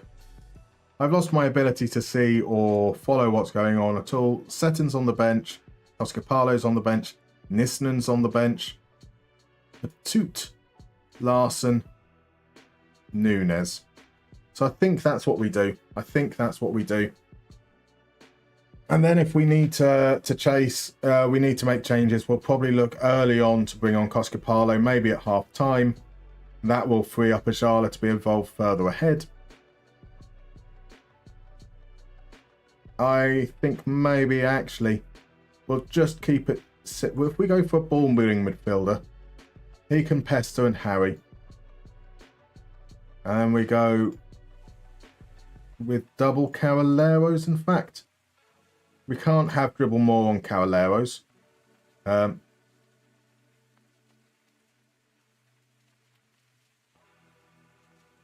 I know I've been critical of Dahlstrom's passing. Maybe we're okay with it when we're asking him to be creative. We'll ask him to be creative from the right. Salonen to be more attack-minded, and he'll get forwards.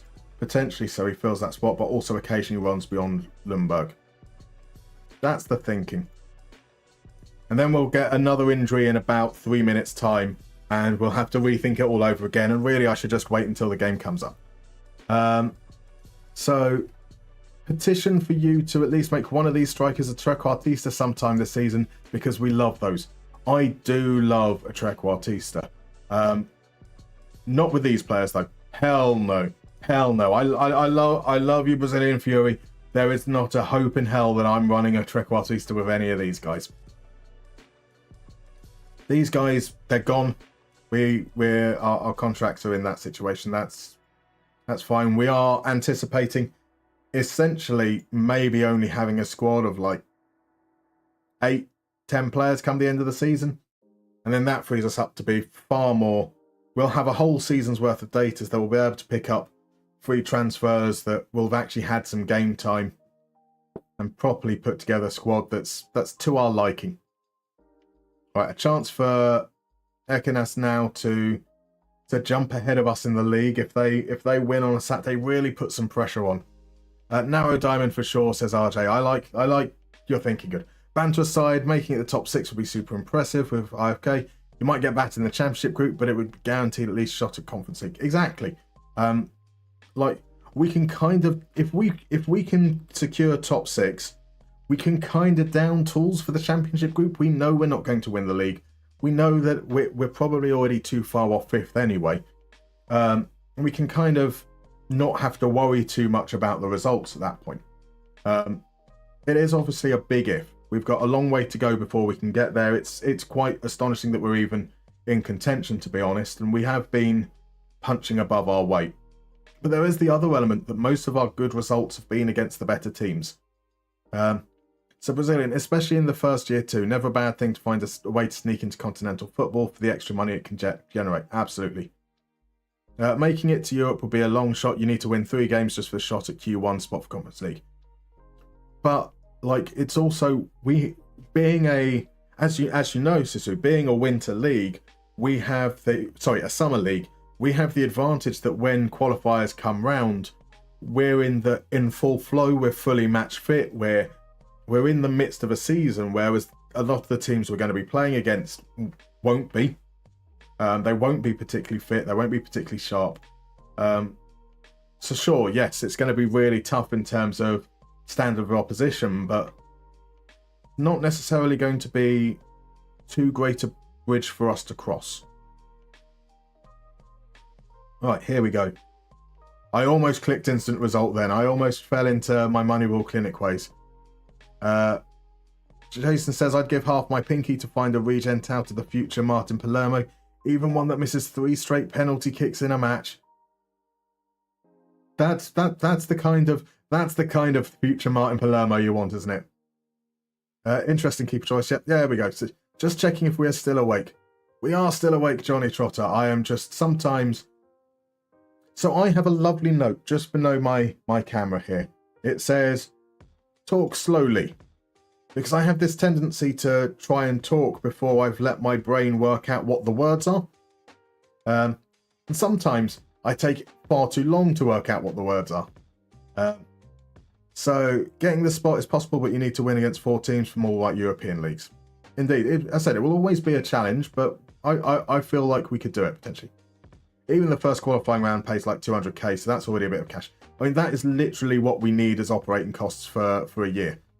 Well, not for operating costs for a year. That's what we need to clear our wage budget problems. As Olawale gets the far post. He is 6'1", Olawale. He can't jump and he can't head, but he has scored a header so far. And certainly having that physical profile feels like it does help a little bit. Olawale needs a wage rise. Nope, everyone needs a pay cut. They need to all agree to play for like 50 euros if they could be so kind. Bengtson now, on his full debut, swings the ball in. It's cleared by Cisse. Salonen gets there next. Reed's won a penalty. He's won a penalty. Yay, we've got a penalty. Is it Reed to take? It's not going to be Reed to take it though. Reed has taken and scored his penalty so far, but it's going to be Ajala. And Ajala. That's what we needed. That's the tonic there. So RJ said, I was looking a bit for a replacement for Salah. Liverpool will have to take risks or put a lot of money on the table. That's fair. I mean, there's the question is when you're replacing a player of that quality, whether you look to try and replace like for like, or whether it becomes a... Okay, we saved it. That's okay. Whether it's a case of you look at how you're going to adjust everything else around it. Maybe they can look for players that are going to do a work. So Salah isn't bad at setting up Darwin Núñez. Núñez is guilty of missing a lot of very good chances. But if you could maybe find someone that works with him better, Lundberg. Sometimes there are players that just have a connection. It doesn't quite seem to make any sense why they have a connection. So Arsalo stands over the free kick. Carlinen heads it straight to Ikonen. There's a lot of those highlights in these games. So maybe it's not a case of replacing Salah as much as it is replacing your whole system. Could be interesting to see. My brain works too fast for my mouth sometimes. It's really difficult because your sentences go all... Exactly.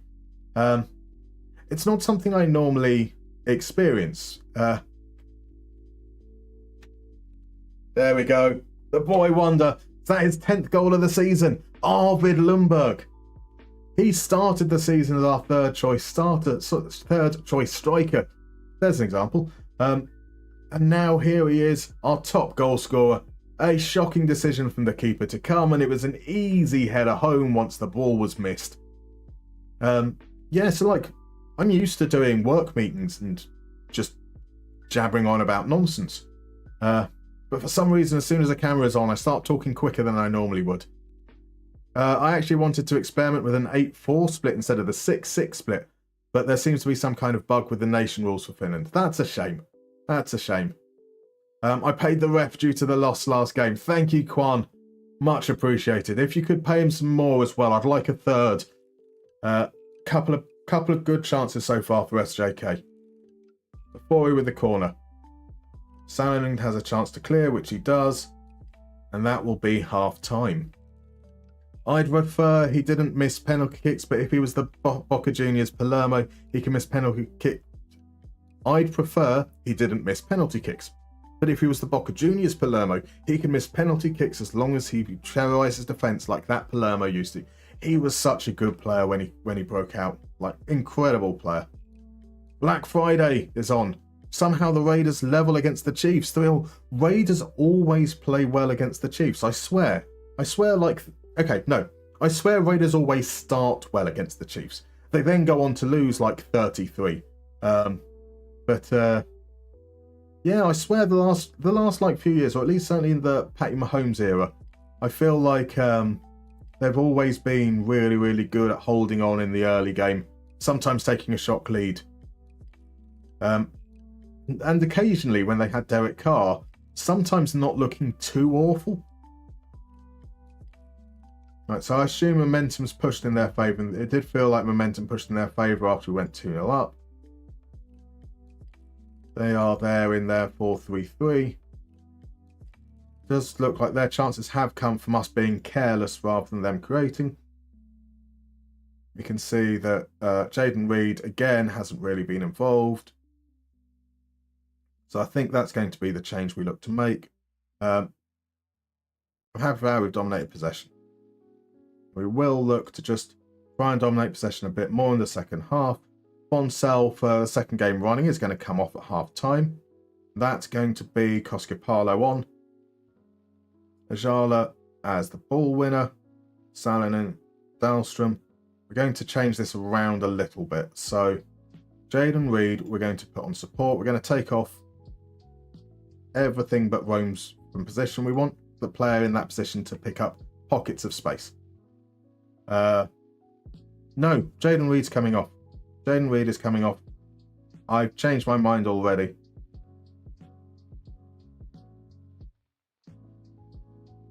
Madness, I know. We will ask these guys to stay wider, hopefully offer some connections there. And we will ask Lundberg to be a deep lying forwards rather than a target forward, so he's more likely to just drop that little bit deeper. Because we've got two presence in the box there.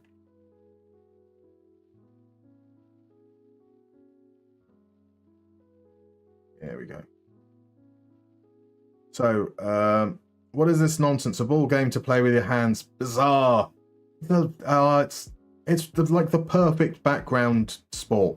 Genuinely. Something that you can... That was almost a goal straight from kickoff. My word. Yeah, like, you can put it on in the background and the announcers will let you know when you need to look up and watch the replays. It's brilliant. Right, throw in here now. Salonen plays it to Larson. Back to Benson. Benson's going to play it across. And here's Koskipalo, proving me wrong potentially for not starting him. That would have been nice if he'd scored there, eh? Really show it to me. Saw the Bears sacked Eberflus. They did. So Eberflus did a press conference this morning talking about the Bears, for the Bears, and then they sacked him after that, which just seems a little bit harsh as Riikonen makes a big save. Youssef arriving late there. See what happens with this corner. Then we might react. It's headed over by Vlasto. I pressed space. Why aren't you pausing? Now you're pausing. There we go.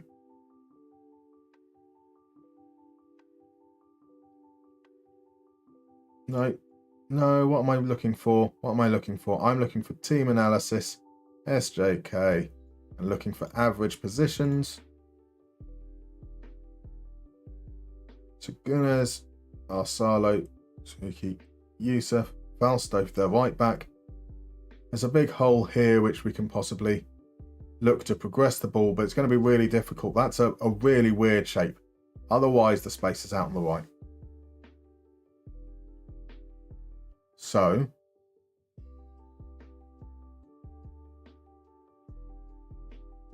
change is going to look, going back to the target forward. This guy isn't going to get further forwards. He's going to tackle harder, be the more defensive option. This boy's getting forwards now. Dahlstrom given a chance to hopefully do something positive, and Koskipalo will just make him a little bit more defensive in the second half. So we've kind of got our front five with Bengtström, Larsson, Lundberg, Olawale, Dahlstrom.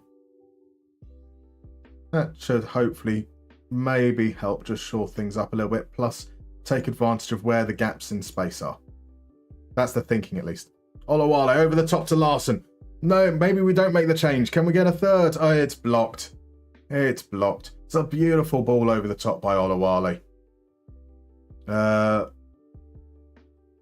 So I paid the opponent's goalkeeper also with... Kwan, you are a legend. Hand egg, some call it. Hand egg, they do call it. To Bears, more like Doe Bears.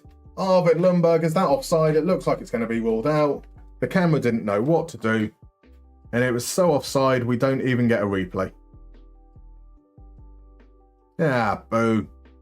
Did he say something in the press conference? No, it was just a really bog standard one. They'd obviously already decided to sack him, but didn't manage to get everything sorted out in time, which is just weird. And Dahlstrom, there we go. That's why we asked him to be the more attacking one, off the underside of the bar.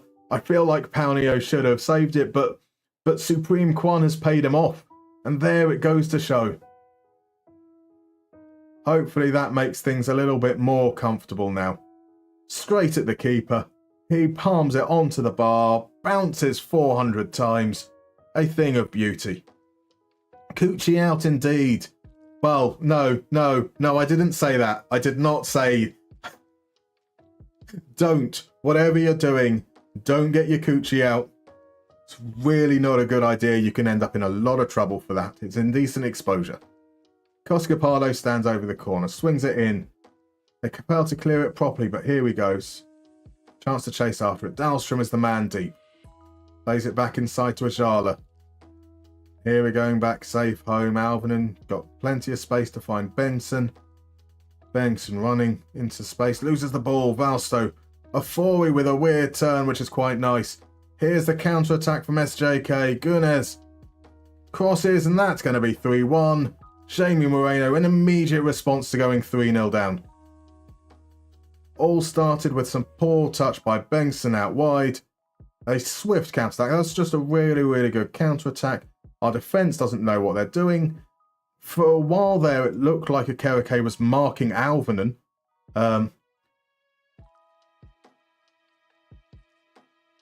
Focus, boys. Afori sends the cross in. Cisse can't get there. Afori will have a chance to send it in again. He doesn't. Kikuchi to Perez. Valsto from distance. That's just... I thought that was a goal. I thought the way the net rippled then, I thought our keeper just hadn't even bothered making an effort.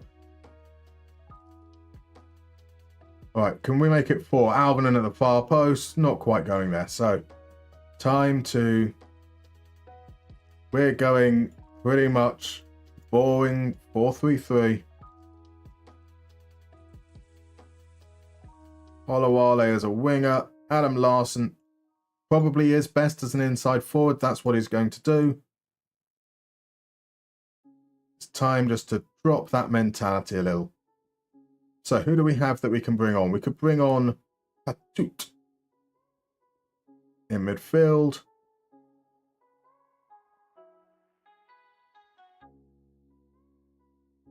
Jala's been really good. Could bring on Setin. We're not going to make any other substitutions at this time. We're going to base it on fitness. Moneyball is at its peak. Bribes well spent. Right?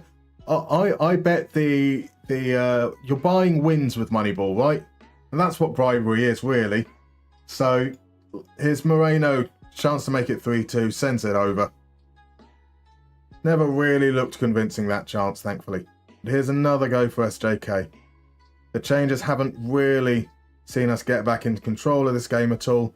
Kikuchi back to Valsto. It's a long ball. Koskipalo does well though. Olawale now. Chance just to relieve some of the pressure. He does so and brings Dahlstrom into play. Dahlstrom though does that. That's going to be our substitution. Dahlstrom's going to come off as Okariki makes a great tackle. Olawale is going to run into space. That's a much better run. Then Larson heads it to himself. Nice idea. It's all been a little bit scrappy, this. Bengtsson intercepts a loose pass. No one was really aware what was going on. And here's Lundberg. Finds Olawale. Olawale feeds Dahlstrom. Dahlstrom knew I was going to sub him off, so he gets his second goal of the game. You bastard, Dahlstrom. Oh. Owns a Nokia phone, likes a sauna in the cold. Sebastian Dahlstrom. Yeah, Sebastian Dahlstrom.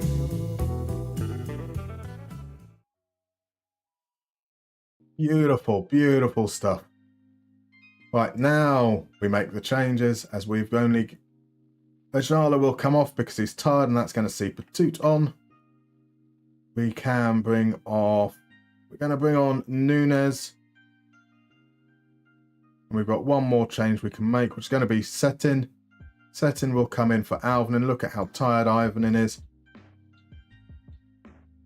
I don't think 10 minutes is going to be enough game time in their legs to make them suddenly fit, but we do need to get them playing a bit more.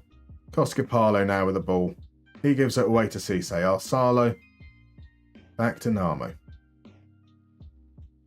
That's a poor pass, and Larson from distance turned around the post from Paunio. Oh my word, did that highlight start in the middle of the corner? As Bengtsson now wins a corner. That highlight started in the middle of the corner and ended with a corner. That was weird. A corner which ended up with nothing. Nunes though finds Bengtsson. Bengtsson to Olawale. Pushed behind once again by Paunio. Willie Nunes, 16-year-old Finnish cult hero. He's so bad as a Kawake heads in, and it's well gathered. Good save from the keeper there. Trequartista time, says Lestri.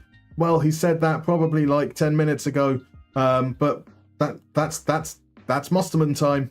Jamie Moreno, the former Middlesbrough player from '95, surprised he's still playing. Now that would be a lovely twist, isn't it? Violation of terms of service if you get your coochie out on stream. Exactly, Johnny Trotter, exactly. I feel I've accidentally set you up for being banned from Twitch. Indeed, that was questionable things. Ease off tackles, you've returned just in time. We have ended we lost one game. We're back to winning ways. We got a penalty.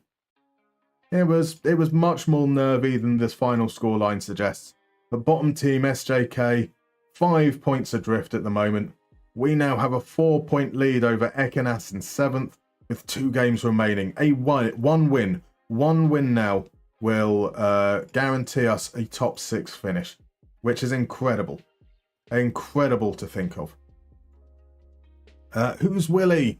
Willie Nunes. Right, okay, now I see where it goes. Both the goal and the song is smooth as velvet, says Jacksha. You gotta love a bit of the Doors, don't you? You gotta love a bit of the Doors. Something winning the fucking league. There we go, DMB. I've been waiting to hear those words, or read those words. Read those words would make most sense, wouldn't it? He, Willie. I know, it's great, isn't it? Dahlstrom listened. What a player he did. That's what I need to do. I need to slag off the players. I need to tell them that I'm going to sub them off. They'll hear it through the medium of whatever. I'm not quite sure yet.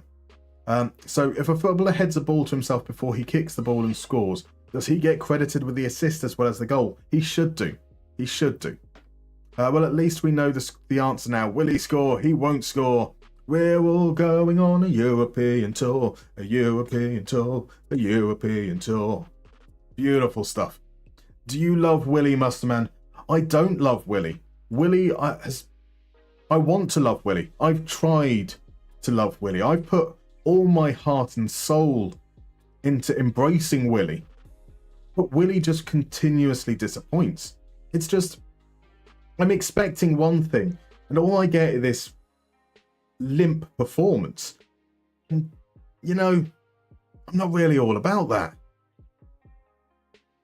Channeling your love of American sports, hating draws. We do. We have we, the weird thing being is that when we played in the Liga Cup at the beginning of the season, it was like mainly draws. And then since then, the league has started just a single draw against SJK all season. Right, we've got a cup semi-final against HJK. We have beaten HJK once. We lost to them once. Did we play them? We beat them in the Liga Cup as well. We could do this. We might have some hope of doing that. But we're about to go into an advert break, which means I'm going to go on a break as well. I'm going to stretch my legs. I recommend you do the same. We'll be back in about 4 minutes, where we'll play another round of Guess the Player. See you then.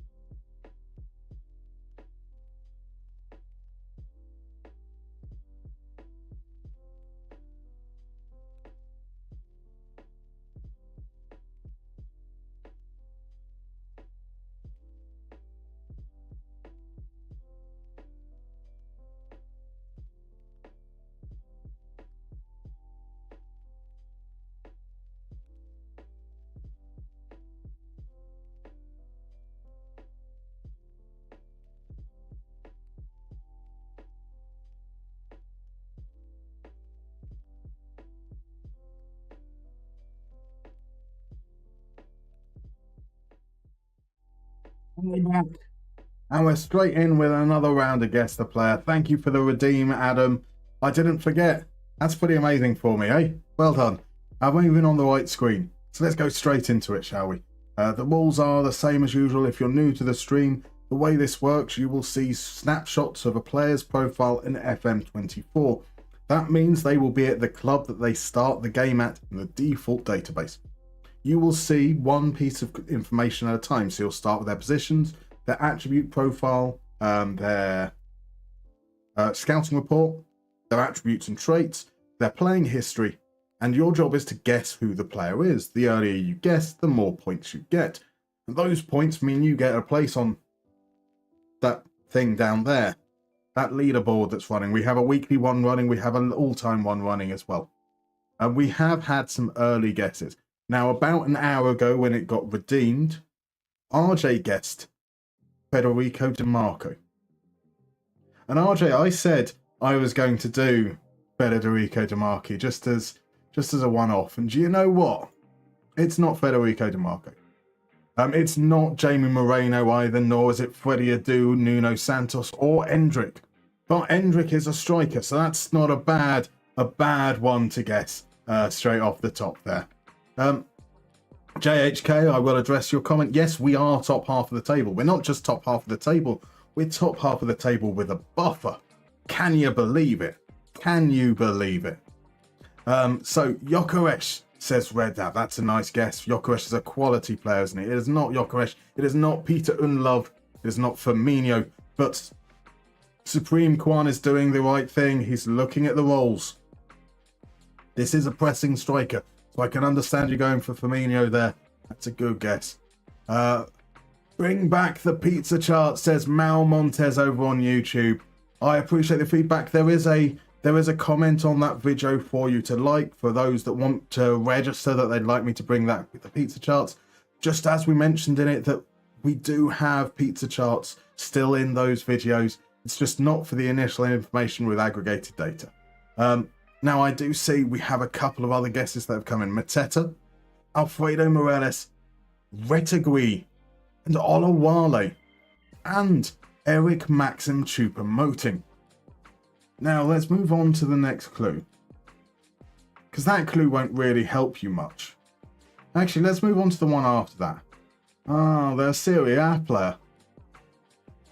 They're kind of an all-round striker with good work rate. And they play for Genoa. It is indeed Matteo Retegui. Red App in with the 5 points. Bosh! A great guess, sir. Congratulations to that man. I need to get hold of some emotes for this.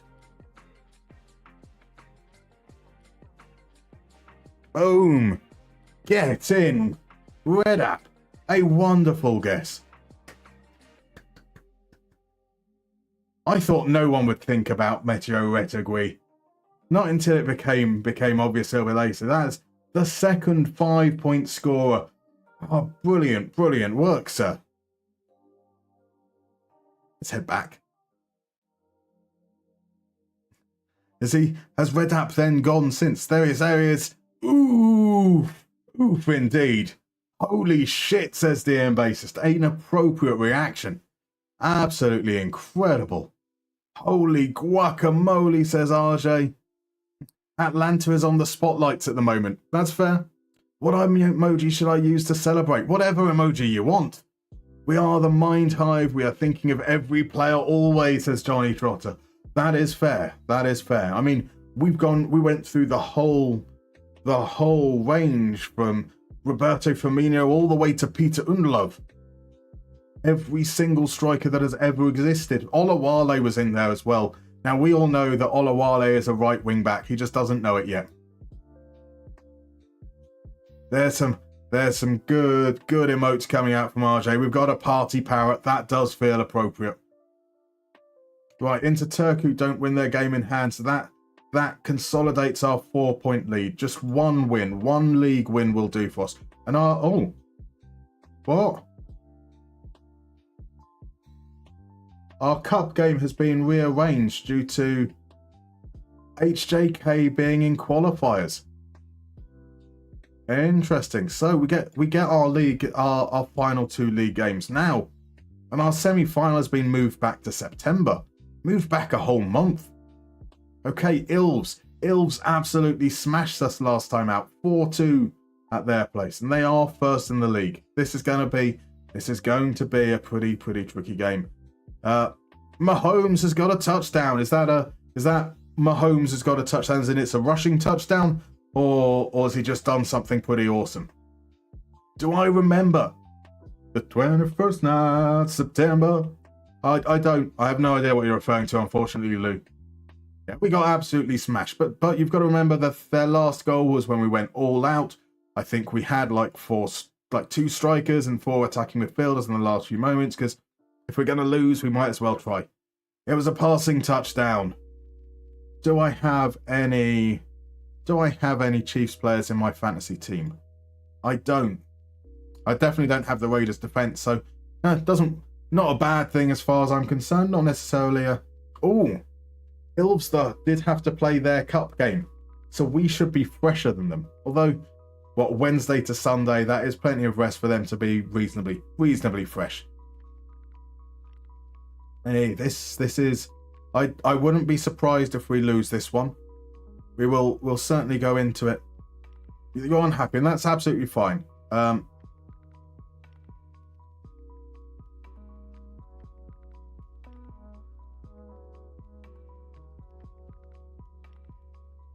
We're not going to start playing him. Riekkanen's been brilliant. I can't drop Riekkanen. Since Hall has come in, Riekkanen has earned the playing spot. He's been poor in training. I'm going to lie. I can't put the knees of the team. There we go, object. And it come back. That's absolutely fine. So, we were expecting him to be sold. Bizarre is here. Bizarre, welcome in. Good evening, good evening. Let's say hello. Let's come and say hello. Welcome into the stream. I'm MustermannFM. Let's start with the obvious. Bizarre, how was the stream? Well, how's the save going? What was happening? How was your Thanksgiving as well? And let me make sure that I spell your name right, because otherwise that makes the shout out really bad. Guys, if you don't follow Bizarre, you most definitely should go and check him out. A really enjoyable, fun, not family friendly stream. That's one of the things I will definitely point out as being what I like most about it. It's not that it's not family friendly, but it embraces it. It just feels really nice and genuine. Beautiful stuff. Benny is in. CG Gaming is good. Good evening. Look at all those emotes. A glorious set of emotes there. So yes, I'm MustermannFM. We are currently in Finland with IFK Mariehamn. Now, Mariehamn is based on a place called the Åland Islands. They're this archipelago just off the coast of Finland. They're autonomous. They speak Swedish as their official language. They are basically Finnish in name only. We are a pretty bad team. There's no real escaping from that in terms of we were expected to fight for relegation, and we started this season off exceptionally poorly. This is the first season. Just to say, we've really struggled to get any momentum going at all. And then we headed into June, where we'd lost 4 league games in a row. We've changed our tactics. We moved our passing slider from in the middle to 1 notch below. And since then, we've been unstoppable. You have arrived at the right time. These are the final 2 games of the first stage of the season. So after 22 games, the Finnish league splits in 2, the top 6 and the bottom 6. We have just snuck up into 6th place. If we can win one of these final 2 games, we'll be guaranteed a spot in European football next season. Well, in European qualifiers next season.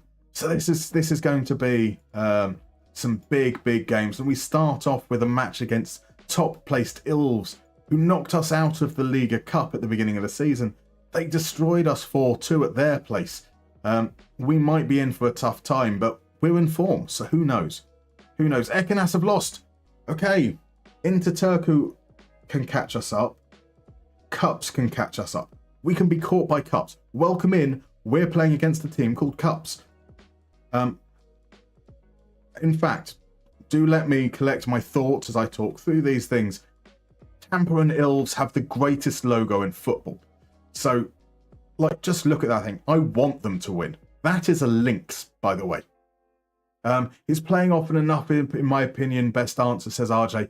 That would be a lie. I mean, granted, I'm quite happy to lie. That's daft of me to say that. But yeah, he hadn't played at all, so he did come in to be the starter. Just weakening has kind of got there. So I lied in a different way. That didn't really make much sense.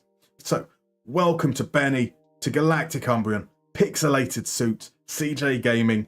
Lovely, lovely to have you in.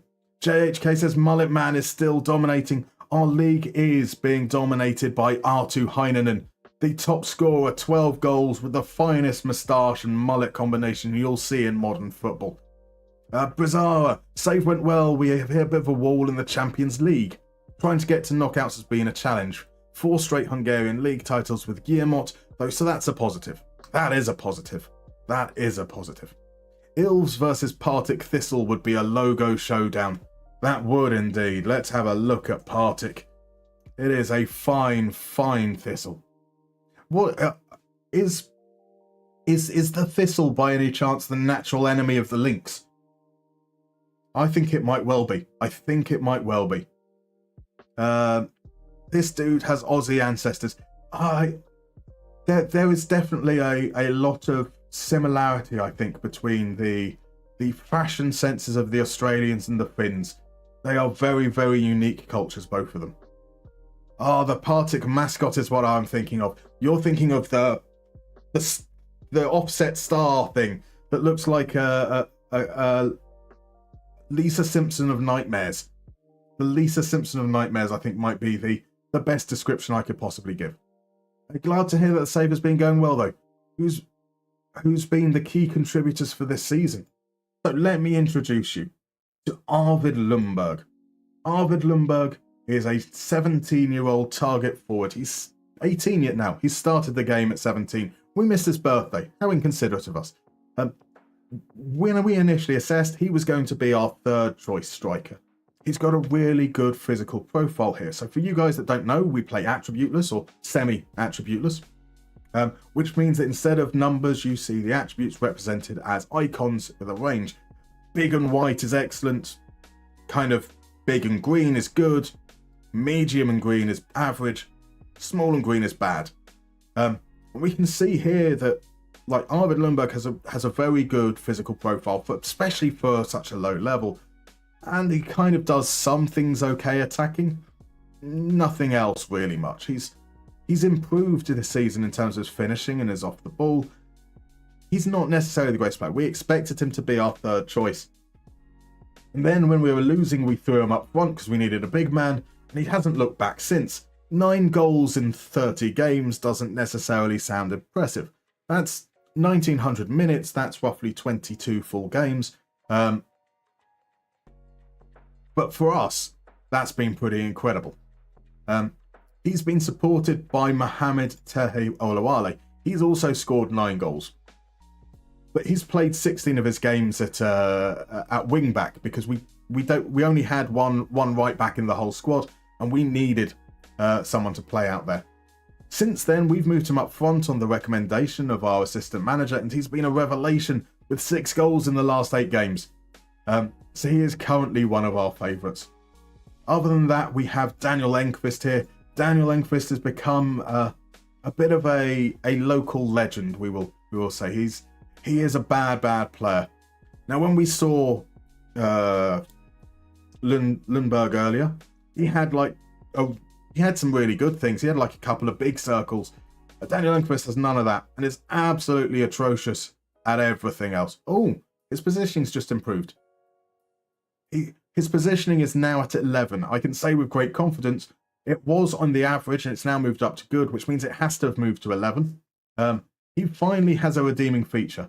This man has created a lot of chances for us. Swinging the ball in with his left foot, kind of wild and aimlessly, but sometimes it makes its target.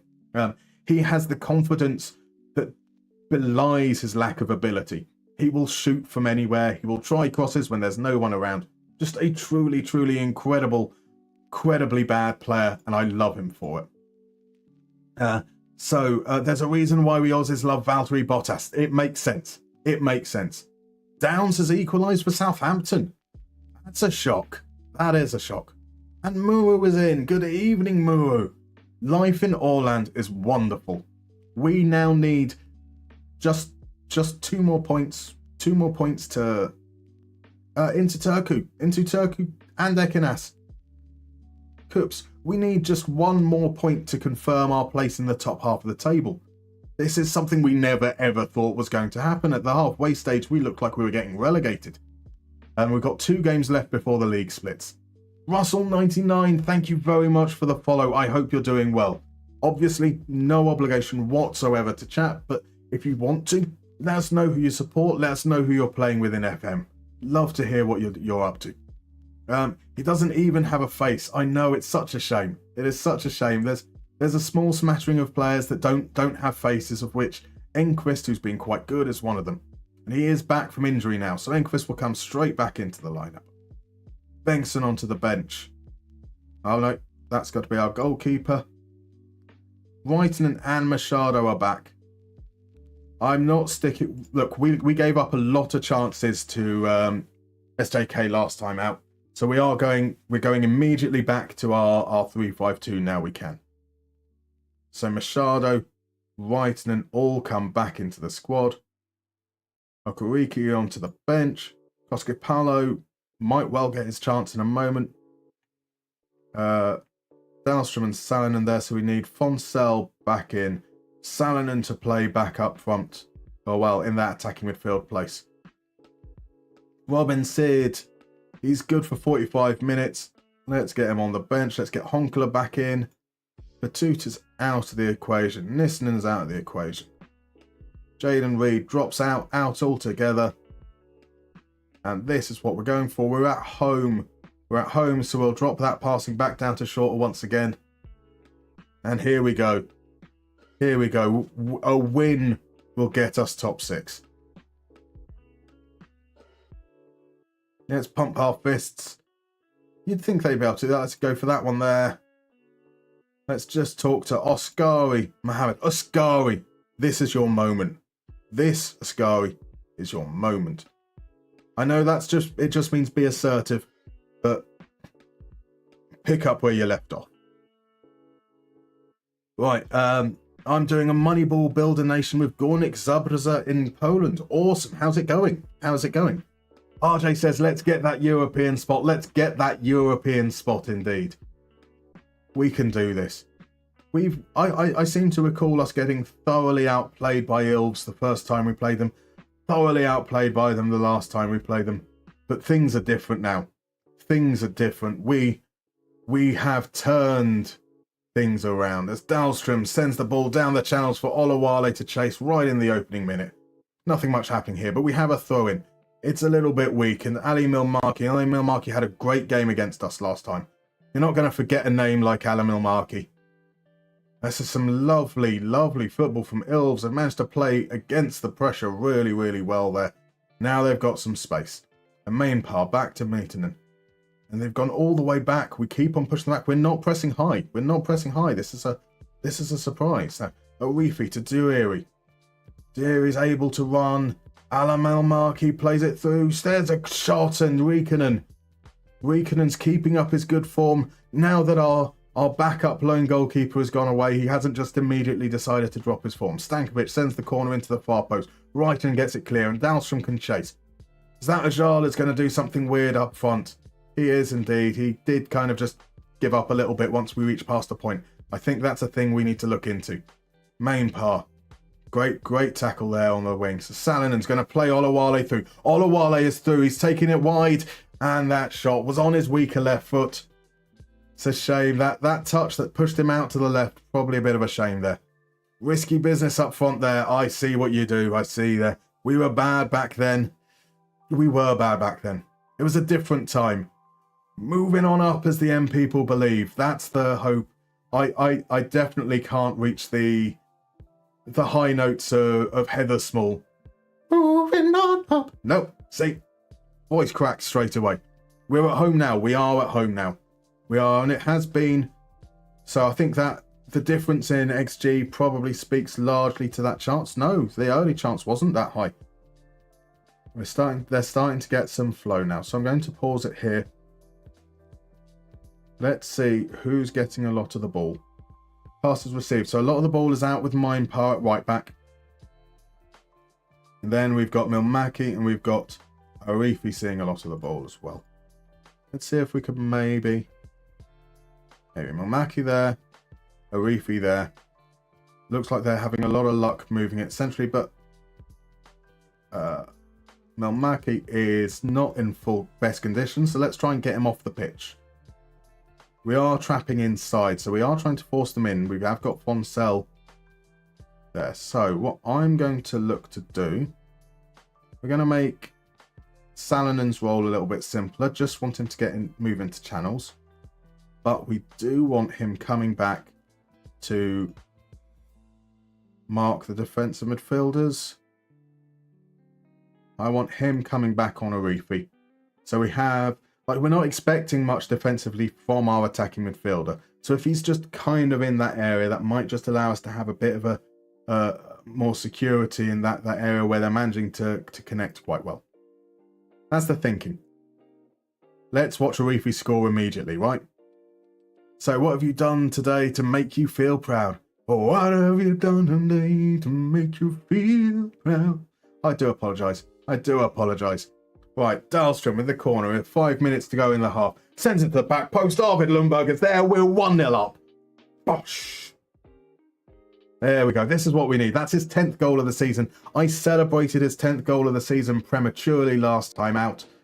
Could we be getting a full-time celebration that I might have genuinely forgot after the SJK game? Oh, there we go. Right, does look like momentum swung back in our favour after those changes. So we can be pretty content with that so far.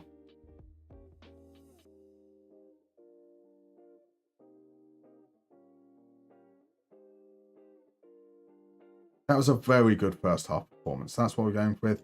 Going to be as positive as we can be. I don't mind being really positive at 1-0. Milmaki's recovered from his knock a little bit. We need to engage in a bit more of those dark arts, please. And then because we're going to engage in those dark arts, we are making 2 half-time substitutions, which is a Kereke and Bengston on for those players that are booked. So the last thing we want is to be down to 10 men immediately. So we do have a highlight here from the kickoff. Pikarainen plays it out to Duiri. Duiri again drifting inside, but he's forced to go back. Stankovic now. Miettinen out to Mainpower. There's no real pressure on Mainpower at all. He's able to run forwards all the way in, but Machado gets the header and Dahlstrom can come away with it. Dahlstrom, don't do anything silly. You didn't do anything silly. Raging, I chose Rotter over Mitoma for my Premier League 2. That's 2-1 to Southampton, did you say? 2-1 to Southampton. Who scored the second for Southampton? Chiefs 10, Raiders 3 at half-time. It's tight. It is a tight divisional game, as you said. Now Ajala here. To a Kereke. Kereke had the goal of the month last month. Now Bengson's trying to go for his own one. Punched away by Vitala. It's going great. Won the league and the cup in seasons 1 and 2 respectively. Now I'm going for Europe. That is going well. Oh my word! What a save! That was point blank. Watching that again. Aspergren gets it clear.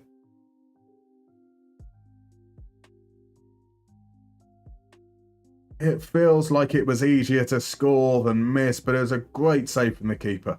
So it comes back here. Dahlstrom. Machado. Swing this round. Oh, that's a brilliant save. The keeper, all the keeper could do there was make himself big, and he made himself big. What a wonderful piece of keeping.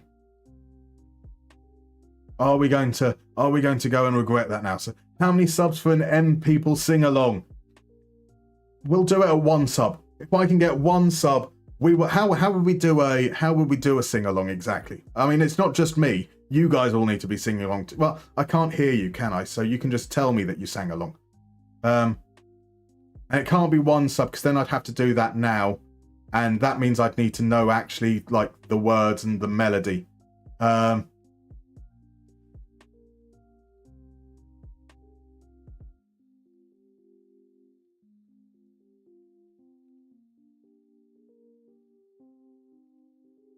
Adam, ACAB, you absolute gentleman.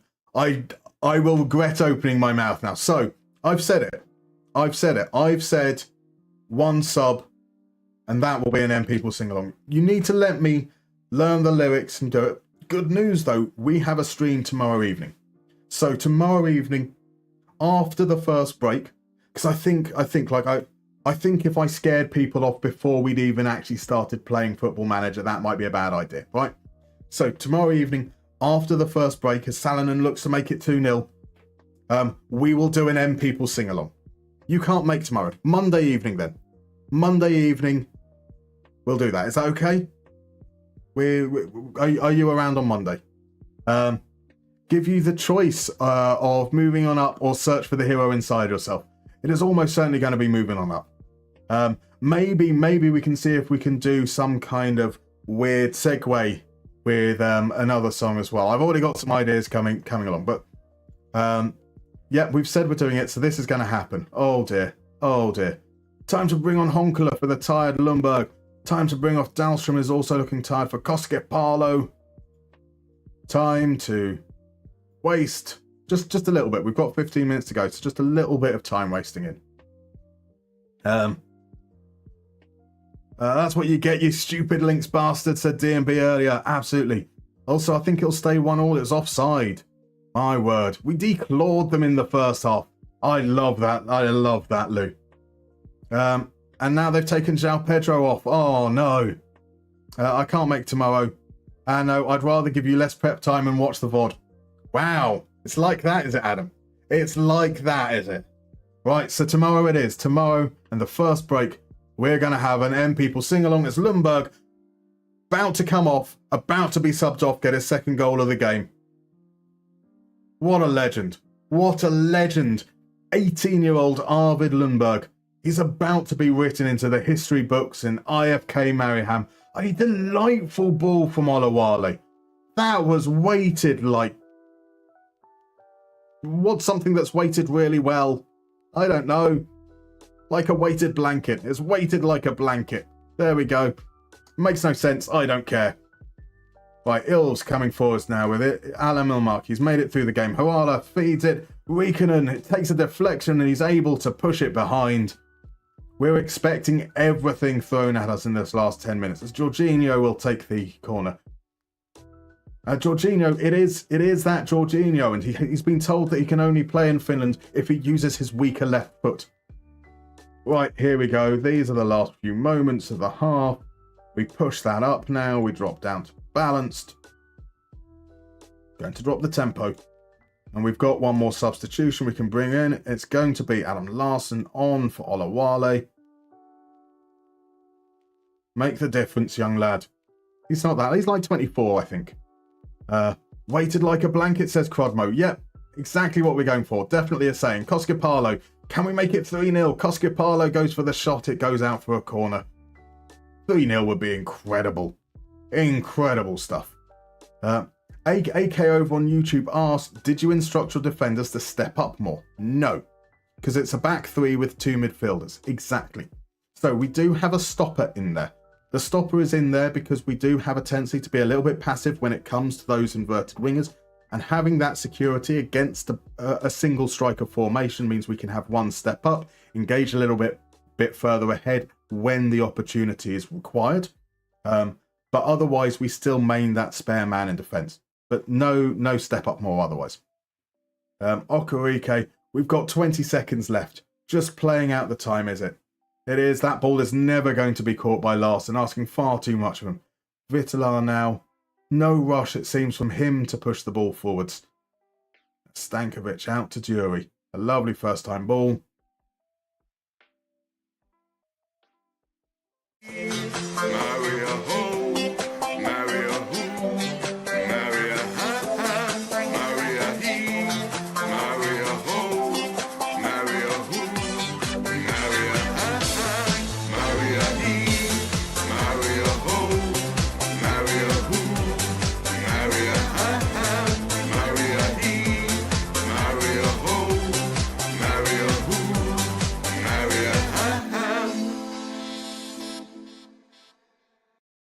Top six. Top six. Get in. Get in. Oh, that feels good. That feels really good. We might have had fewer shots, but we did win the XG battle. Look at those emotes. Johnny Trotter in particular, throwing them all in. There's a little bit of everything there going. Oh, so let's catch up. What did I miss out on? Yes, stream on my Independence Day. I'll be here for sure. Okay, whereabouts are you from, Quan? Chef's Kiss by Olawale. It was such a delightful ball there.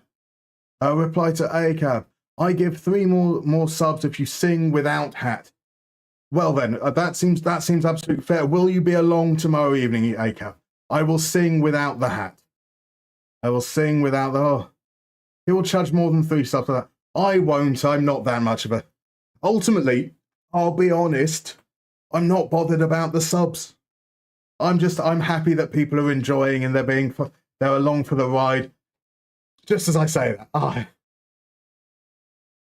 I do like the subs, don't get me wrong. Ultimately, I'd love to be able to make this viable long term. So I'm not saying don't sub. I love it and I really genuinely appreciate it. And ACAP, you're a gentleman, gifting a 1-month tier sub to Quan there. What a gentleman. But yeah, like ultimately the reason why I'm doing this is because, hey, if you guys want me to, I'm a bitch. You know, let's have a little bit of fun. What's the point? What's the point in FM if you can't have some fun? And if that means that you have to, you know, do something a little bit weird like sing M people, so be it. Business analyst by day, streamer by night. Exactly, Jonah Trotter. Ideally, though, I wouldn't mind not having to be a business analyst by day. Imagine being a streamer by day, streamer by night. Oh, yeah, no, that's not too bad. That's not too bad again. And once again, you are a gentleman, ACAP. An absolute gentleman. What an amazing game, says Red Up. Congrats. DM Basis says we put them in a bag and chucked them in the river. We did indeed. We did indeed. I mean, they are still first. That feels like revenge for the cup.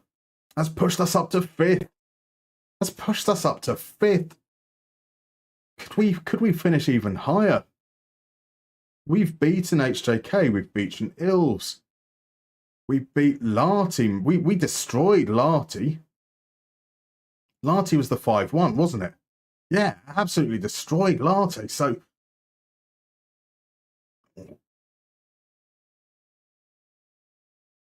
could we be pushing for 4th? Could we push for 4th in this first season? Hey, Cab, with the subscription to Red App 2000 as well. I mean, I did say 3 subs. You did say it. We agreed that you are an absolute star. Was anyone recording that bit where Musterman said he was a bitch? The VOD will be up for at least 2 weeks. I'm sure there's plenty of time for someone to go and clip it. But I am a bitch. I have no problem in admitting that. That is very much how I live my life. Why say no unless it's got something really, really against? Like, if you're something you're principled and against, that's fine. Like, say no. Say no straight away. But if it's something fun and there's no harm to it all, go for it. Right, Fonsetter will be suspended for our last game, which is an away match against Knistan. Knistan are in 3rd. Did we beat Hacker? We didn't. Did we beat them before? We did. We beat Hacker on the opening day. So if we beat Knistan, we will have won at least 1 game against every team in the top 6.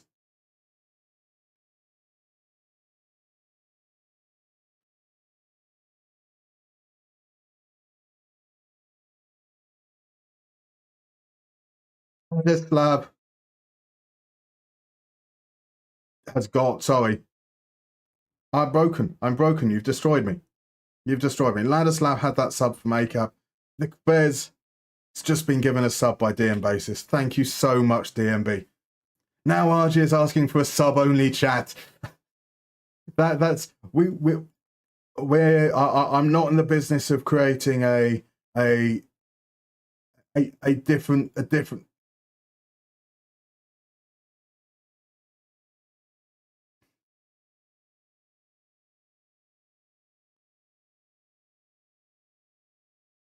Thank you, Adam. Thank you. Oh my God, guys, you guys are lovely and wonderful. Christmas is on, lads. That's how I feel. I feel that's just, you guys are incredible. I mean, I am frozen. That is probably the best response I can give, is literally no response at all, because I don't know what to say. But thank you all very, very much.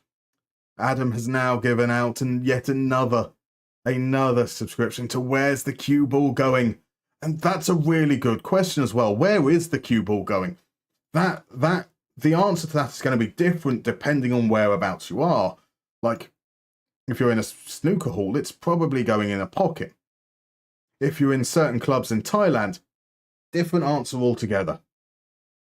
This is not his best one. You are aware of the muster dick, right? We don't need to talk about the muster dick. I think actually we might not even be allowed to talk about the muster dick. I did receive an injunction from the good people of common decency, who said that never ever refer to it as a muster dick. So if I keep saying muster dick, it's okay in this context, right? What Quadmo and I get up to outside of stream time is no one else's business. Indeed. So this is very quickly becoming my favourite little community on Twitch. Got to spread the love, right? DMB, you are so I appreciate it so much. I mean, I genuinely, this is what I mean by when I say I'm a bitch. Like, I love you guys. I love the conversations we have, even if it is this weird, like, one way where only I get to say things aloud and you all have to type, which seems a little unfair. But like, you guys who've all come out and shown out and come along, and you make the streams what they are. The reason why I enjoy streaming so much and coming back is because you guys are all really awesome and it's fun to hang out. So I really appreciate it so much. So, and on that note, time for me to go. Everyone enjoy the sing-along tomorrow. I look forward to the VOD. Oh, Adam, it will be a treat. I will see if I can take it. Actually, just out of spite, I'll see if I can cut it out of the VOD. So you have to be there. I mean, you know what time the first that's the backup keeper, that's okay. You know what time the first break is. It's going to be around 8 p.m. So, just make sure you're free from around 8 p.m. to 8:05 onwards. It'll be fine. Obviously, I wouldn't do that. Wouldn't do that at all. So.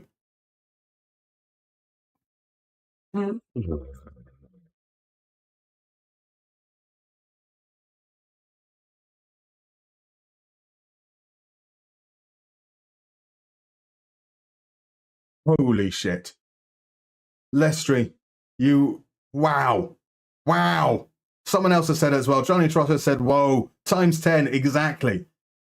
Lestry has given out a subscription to MurphFM, Tangado, Medalus HH, Stefan Swedish FM Pagan, The Medical Car, ULT Ferrotauru, FM Davids, Bizarra, Zakadoom, and Schooler. What a legend. Lestry, man. Oh my, and ACAB back at it as well. What's going on? What is going on?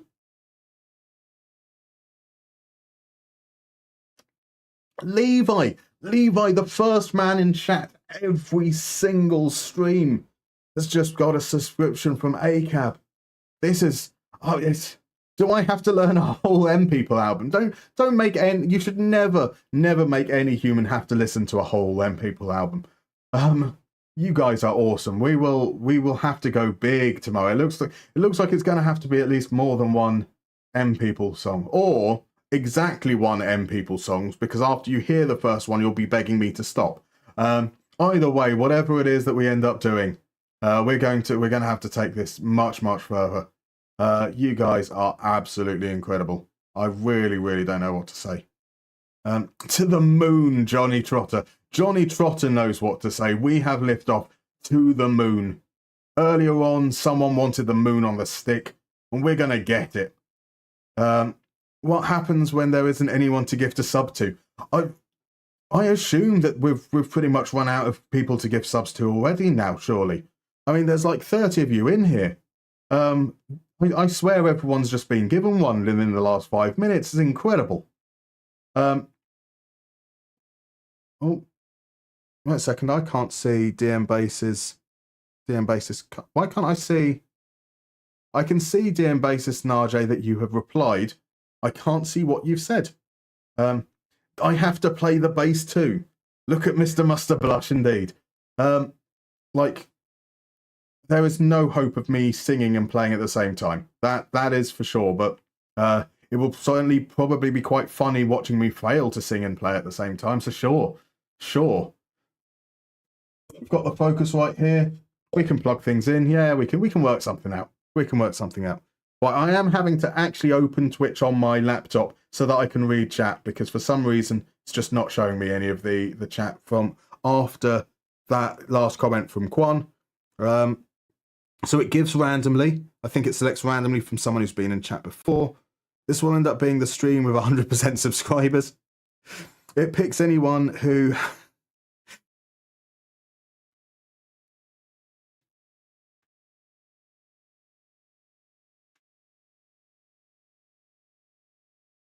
Oh, thank you, Quez. Thank you so much, my man. Well, let's test out. Is this just going out to random people who have once been on the stream? Sigurd, are you in this evening? If you're in, love to know. If not, then we know that we have gone beyond everyone that's in chat tonight, which is absolutely incredible. This is remarkable stuff. I honestly, just blown away, blown away by you guys. Yes, Quez, whoop whoop, Thanksgiving +1. My word, do I have something to be thankful for. You guys, incredible. They want to paper to 45 euros per week. They do indeed, RJ. There is no way in hell that we were accepting 10% offer. Right, this is the last league game before it splits in two. And I think this might be our best lineup. Let's do it, I guess. Anyone else potentially? Nah. An away game against Gnistan. We're guaranteed a top 6 finish. We're currently the most informed team in the league, apparently. And we're going to say, we're going for revenge. We're going to point some fingers. We're going to ask for revenge. Revenge is the most important thing that we have here. It's about the friends we made along the way.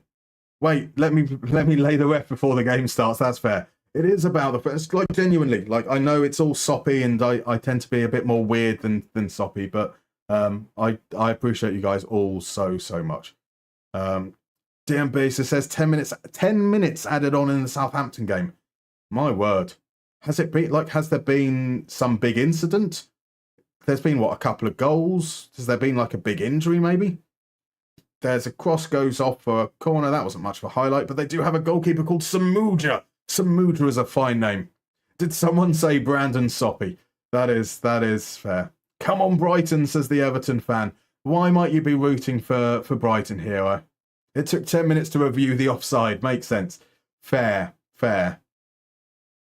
Is this a counter-attack? No, it's not. That's all okay. So we've had a couple of early highlights here, but nothing, no real chance from it. Ajala even. Okurike into Lundberg and go back again. Over the top, Ajala is in space. He crosses it. Olawale with the header. Never quite got the purchase.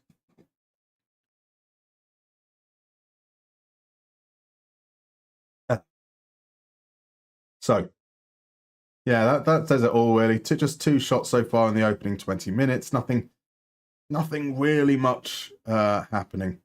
And the draw's not bad. Let's try and light a fire under their proverbial behinds. And we will start to look to go a little bit more direct in the second half, or be more expressive, because we've had a lot of the ball without creating chances. We don't need all of that ball. But here we go. Castro with a chance. No, Dahlstrom steps in.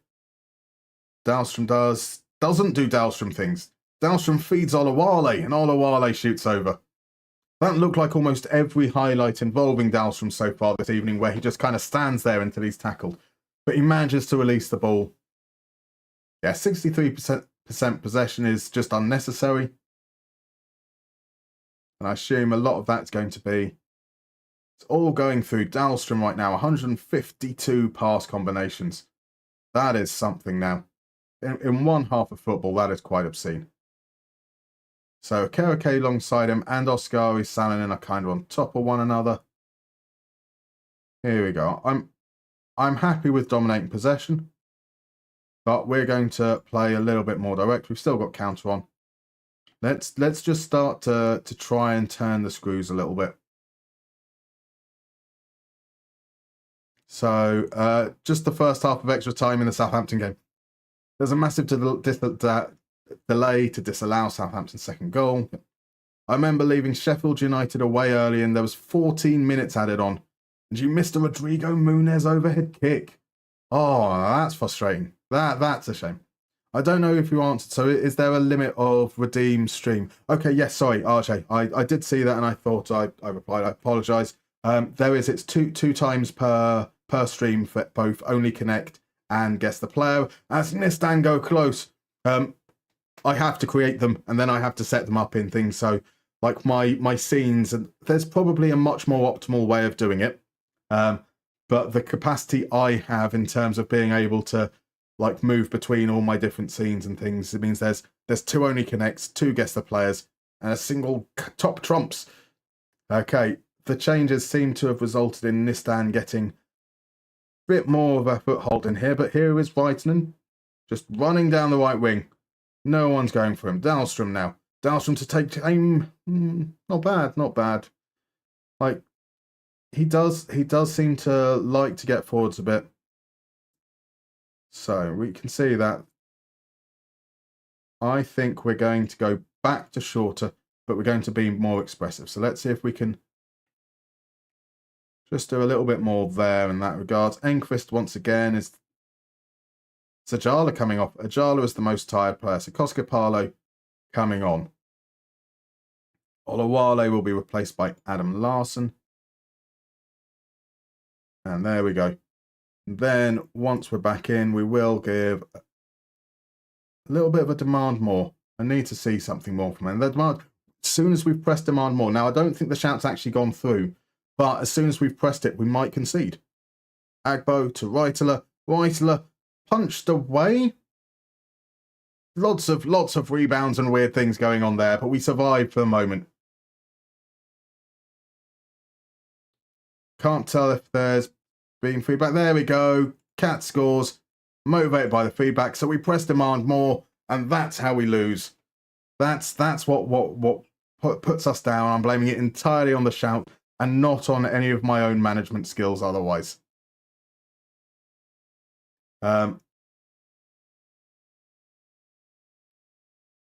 So into the last 10 minutes, we still haven't had a shot on target. And this is where we start to get desperate. So being more expressive hasn't helped. We'll try going with a higher tempo. Dahlstrom is tired, so he's going to come off. And yes, I did see that, Kwan. We will check his stats after the game. Dahlstrom is going to come off for Robin Sid. Robin Sid will play in the role behind. Honkler is going to replace Lundberg. And then final change is going to be setting on for a Kereke. We're looking at players who are tired, essentially. So Reitner can step into midfield. Birdhand's drop into defence. We're going attacking in the last few moments. Let's see if we can chase this back. It'd be nice. Could we get our second league draw of the season? That would be a nice touch, eh? Right, Reitner plays it to Honkler. Honkler to Larson. Back now, Salonen. Salonen creates some space, feeds Honkler. Honkler from the angle, plays it across goal. Managed to get it clear, but we still have chance. No, we don't. I do assume that was a cross rather than a shot.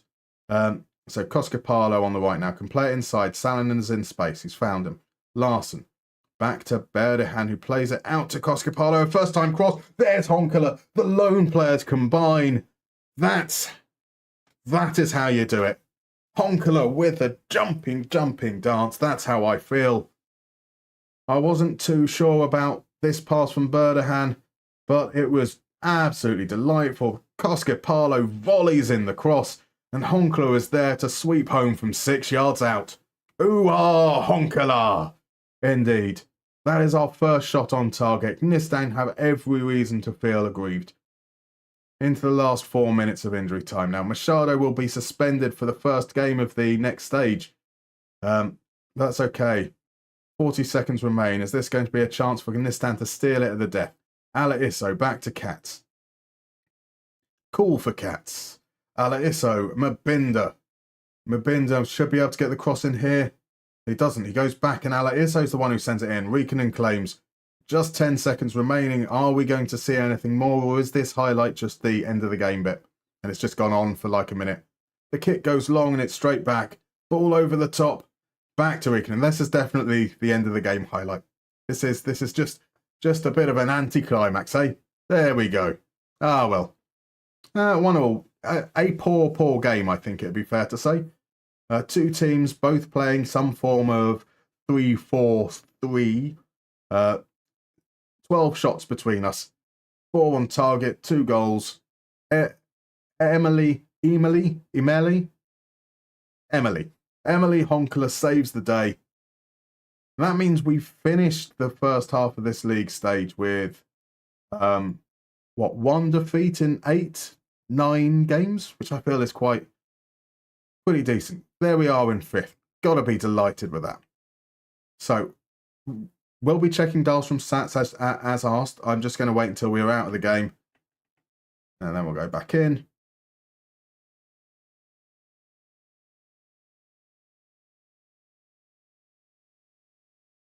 I assume you wanted to see his stats from here. Something that probably a little bit more familiar with. Or were you talking about his stats overall rather than just for the game there? So 110 passes by the end of the game. And considering we bought him off with 10 minutes to spare, only 2 key passes. That's absolutely fine. 87% pass completion rate as well, which when you're looking at a player who's going to be a hub and kind of just safe with it, he's not necessarily that's for sure.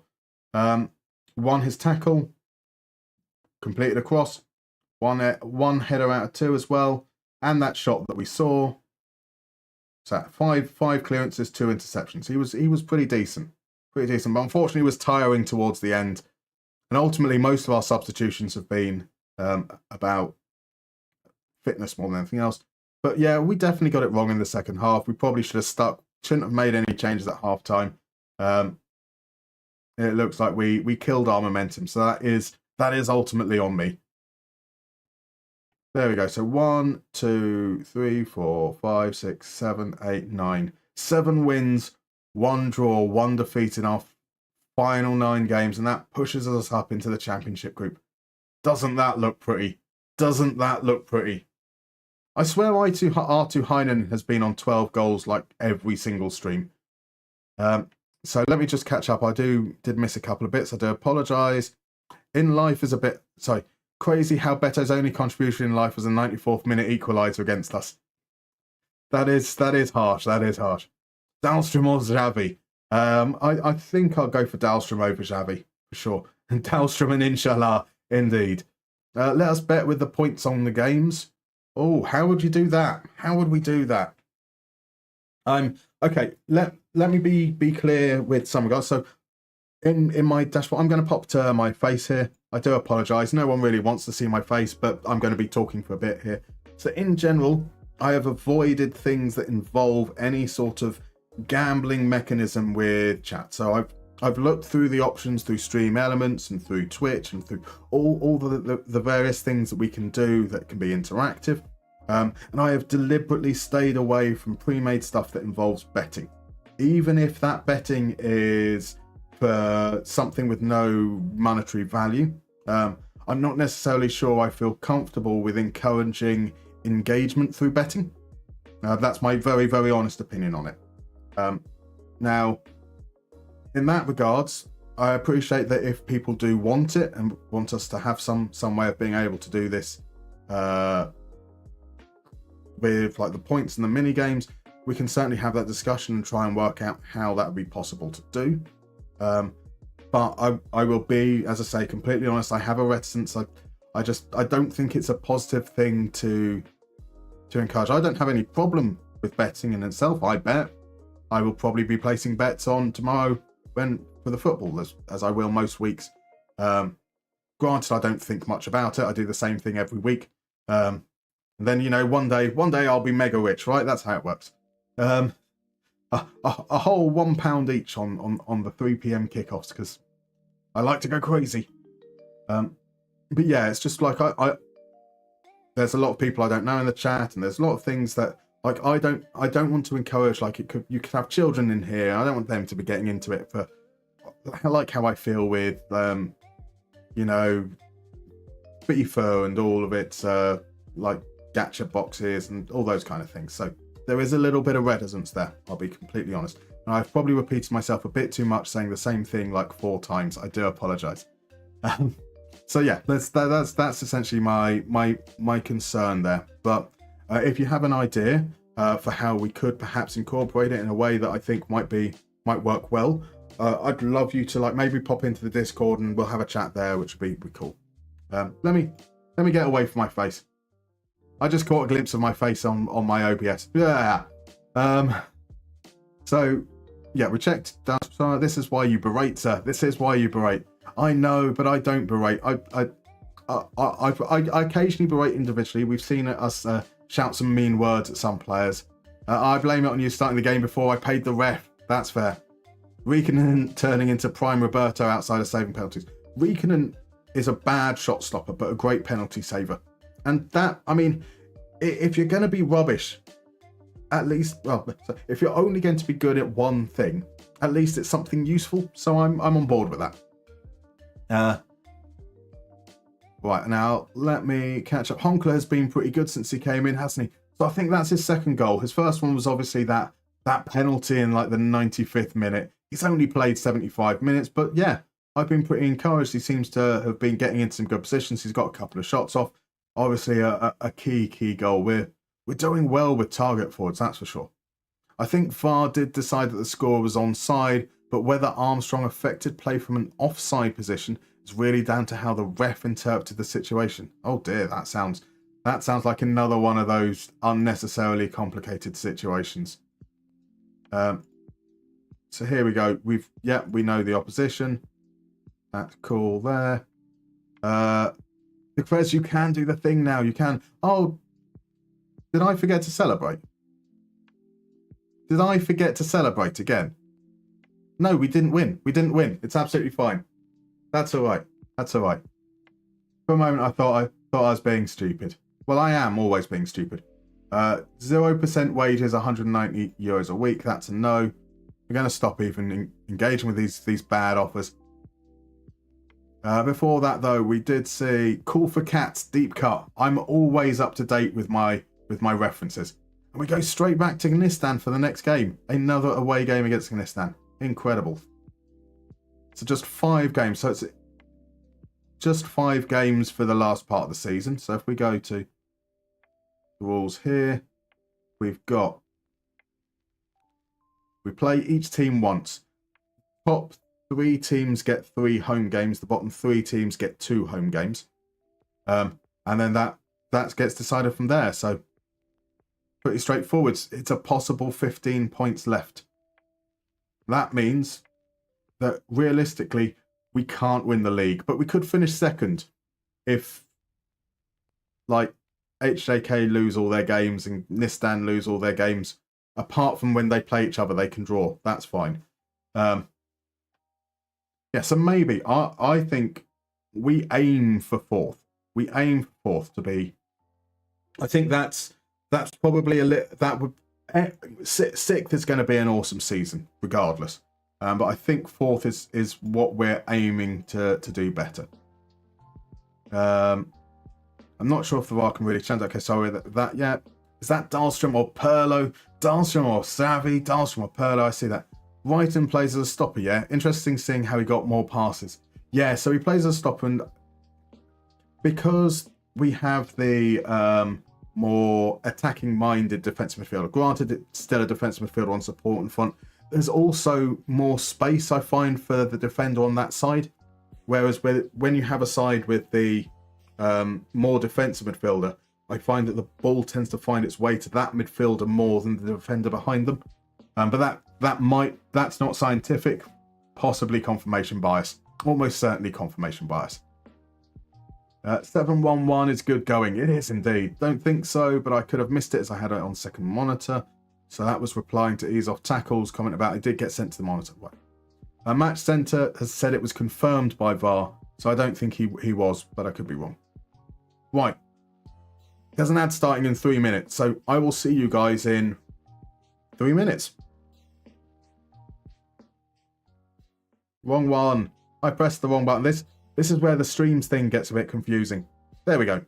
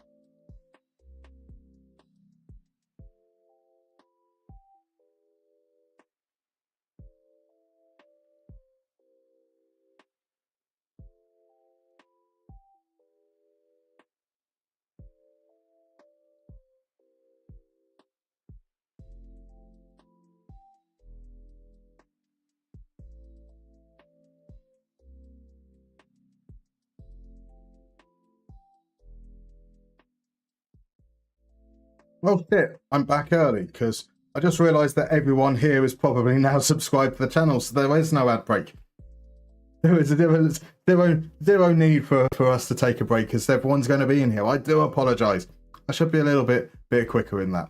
So Sisu says that 5th place is super impressive. I have a feeling we might drop to 6th after a round against the top teams, but that is still a lot better than what Mariehamn did in real life. So I perfectly entitled to your opinion. I can't knock that at all.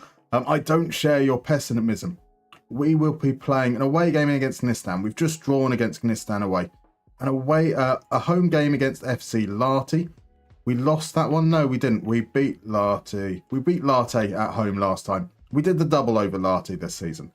We've got an away game against Ilves. We lost against Ilves away from home. That's fair. We've got an away game against HJK, which we lost in the league, 3-2. And we've got a home game against FC Hacker, which was our first game of the season. So, oh no, that was an away game. FC Hacker, we lost the home game then. Where is FC Hacker? Where's the home game? FC Hacker we lost. So, of those games, I think we've got enough. There you go, good evil. I think we've got enough reason to feel confident that we can do okay against these teams. We've shown throughout the season the teams that we struggled against were largely those in the bottom half of the table. So I feel like we lost in the last 9 games. The game we lost was to Ekenas. So I'm feeling confident. We're gonna finish second, says ease off tackles. I certainly hope so. And Benny Cash followed. I do apologise for the late response. Thank you for the follow, Benny. I hope you're doing good. Lestry, does the cup get you a Euro spot? I don't believe so. No, doesn't help to run that one. Let's see. Rules here. Winners qualify for the final. They do. Winners qualify for the UEFA Europa League, with exceptions. And I think those are all B teams from the looks of it. Yeah, they're all B teams. That whole section could have been replaced just by the word B teams. But Where's the fun in that? We need to sign Artu Heinonen next season. We do. We do. Imagine that. Imagine that up front. What type of player is he? We can't scout him at the moment. Early suggestions looks like he might be an advanced forward type. He's able to carry the ball quite well, scoring double his XG. Just look at that moustache and mullet combo. The Chiefs game is a kick fest, but they keep missing. Isn't that like those, was it the Cowboys last weekend? Like, kept on missing all of them. SJK rock bottom, well, that's a surprise. That's how it is. I mean, technically, they've got 5 games on to try and rescue themselves from that situation.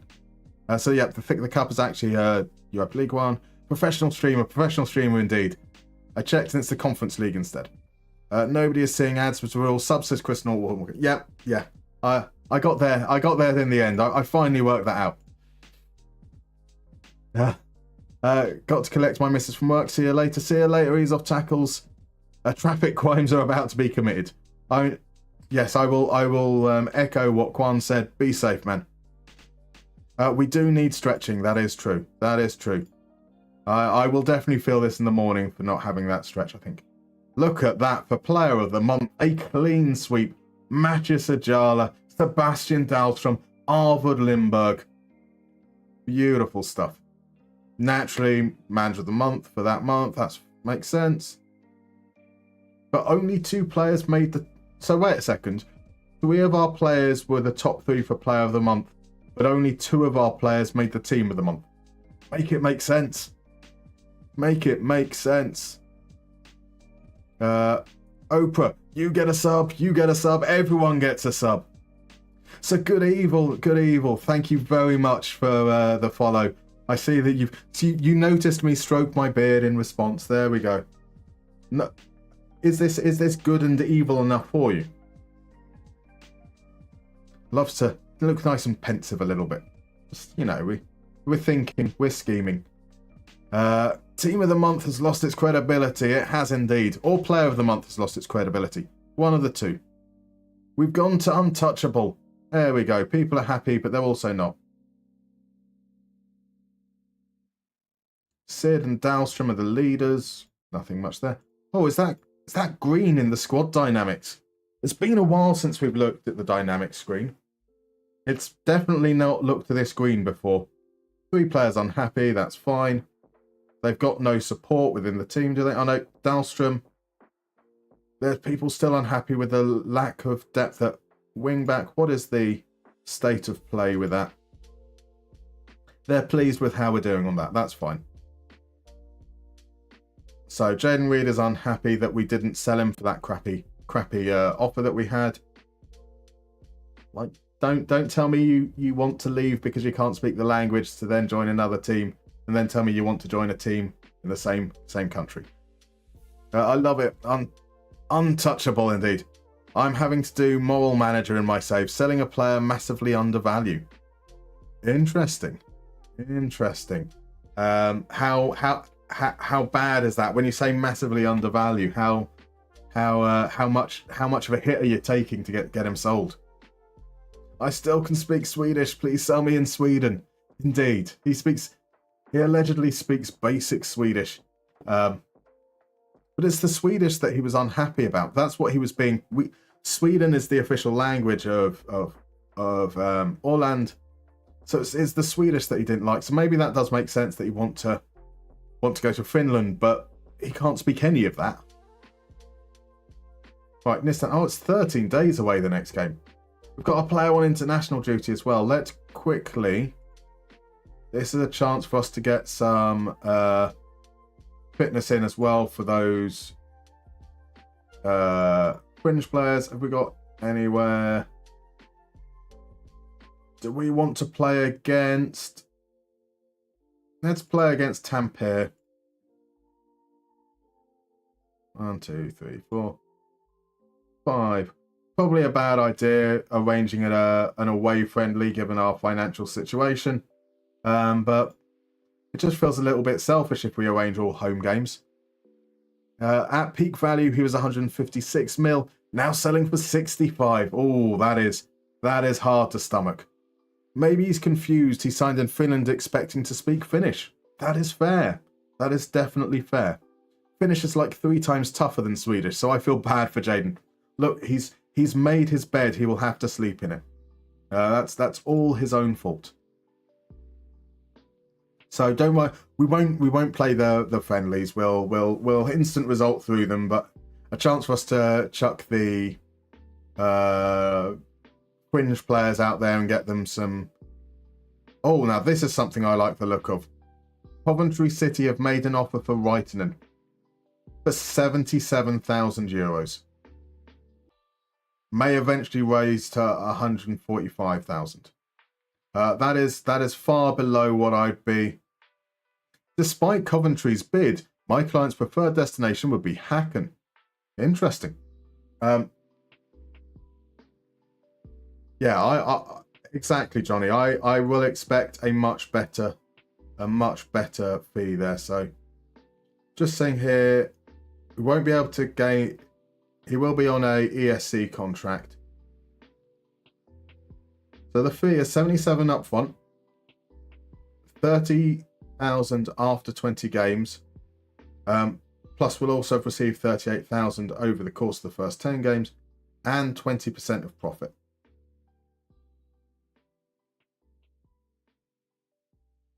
I would like to say instead, double that. I don't mind receiving it on clauses, but I don't think he's going to play for Coventry.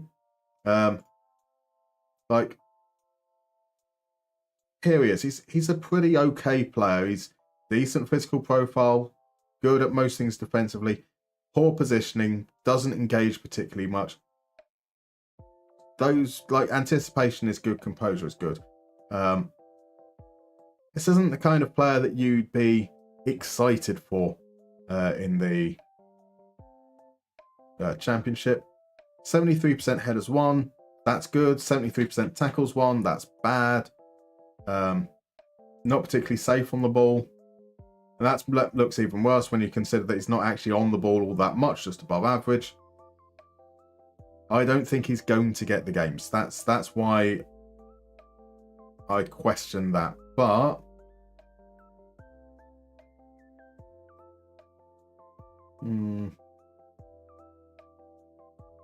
I will let them offset some of the payments. There you go. That's my compromise.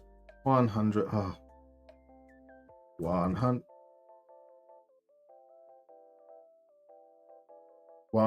No. Why are you like this? Why are you like this, FM?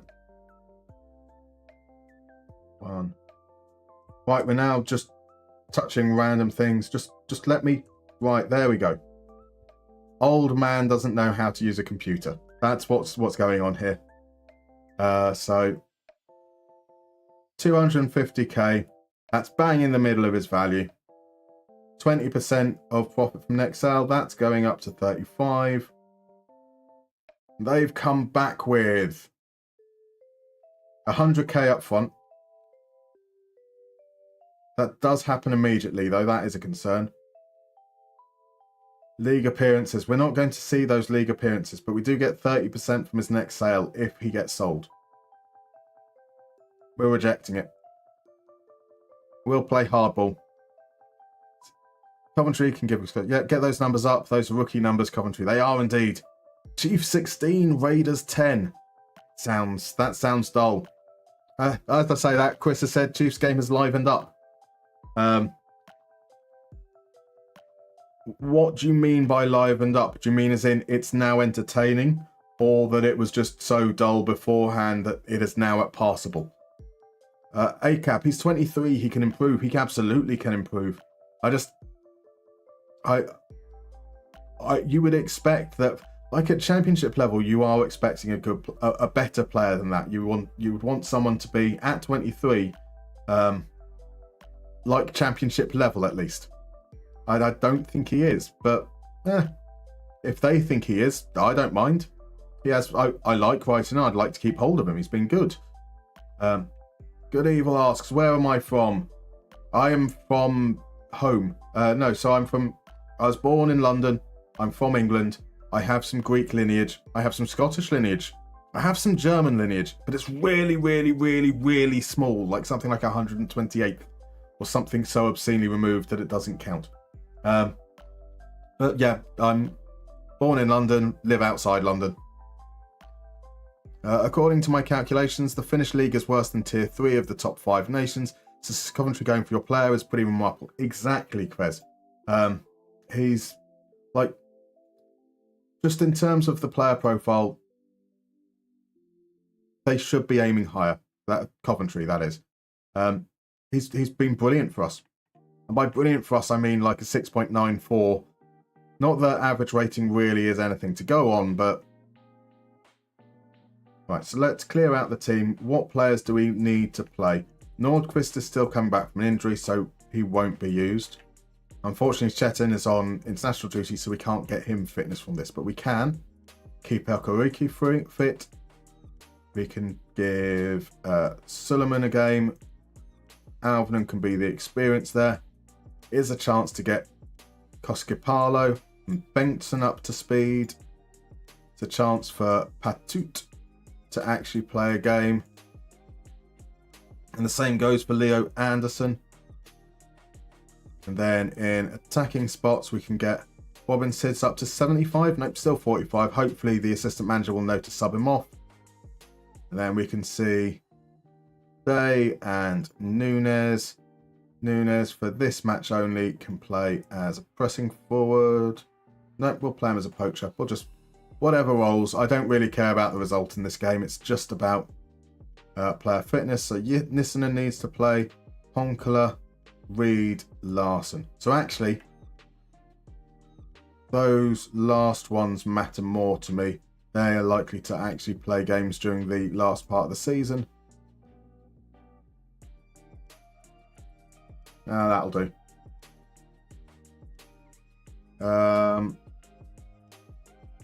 Raiders just got a touchdown to close to within 6. So that's what you mean, right, potentially.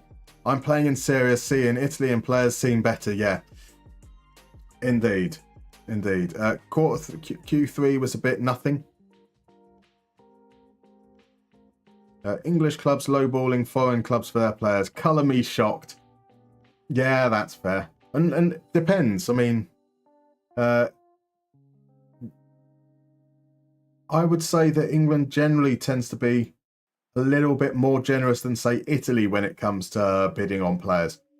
Like Juve will see a world-class player and they'll be like, hey, would you be interested in selling him for 5 million? So my accent is very interesting. I'll say thank you, maybe. I wouldn't call it interesting. I'd call it grating. Grating is probably the word I'd go for. But it is very much home counties.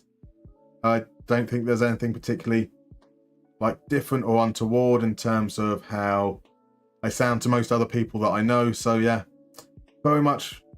We kind of know the Queen's English, but we don't speak it because I ain't posh enough. Yay, home counties for the win. Indeed. It's the German, Greek, Scottish, English mix.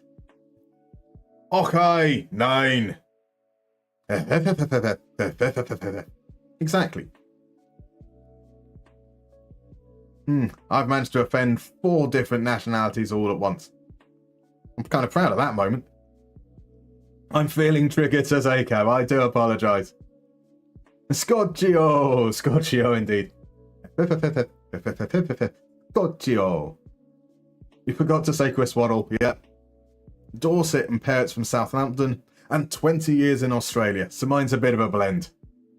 Yeah, I imagine. How do you notice? Do you notice like over time that your accent is turning more Australian?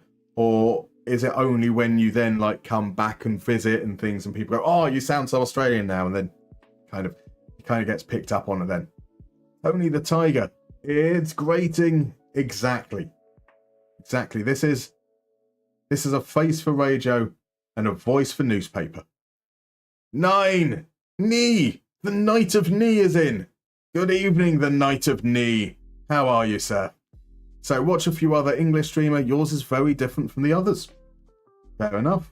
I don't know what to say. Elongation of the vowels, really. I can still hear that it's predominantly English. Fair. Right, this last one. Oh, I should have put Nissen on the bench. He's going to play. Jaden Reed, Honkula. Did I not? Oh, yes, I did bring them onto the bench, but I changed to the... Right, okay, I see. So here are the other players. Seton is still away. Enquist could do with staying sharp. Fonsell could as well. Right. So Nordquist will get the game time this time. Nissanen comes in for Koskipalo. Fonsell needs more fitness.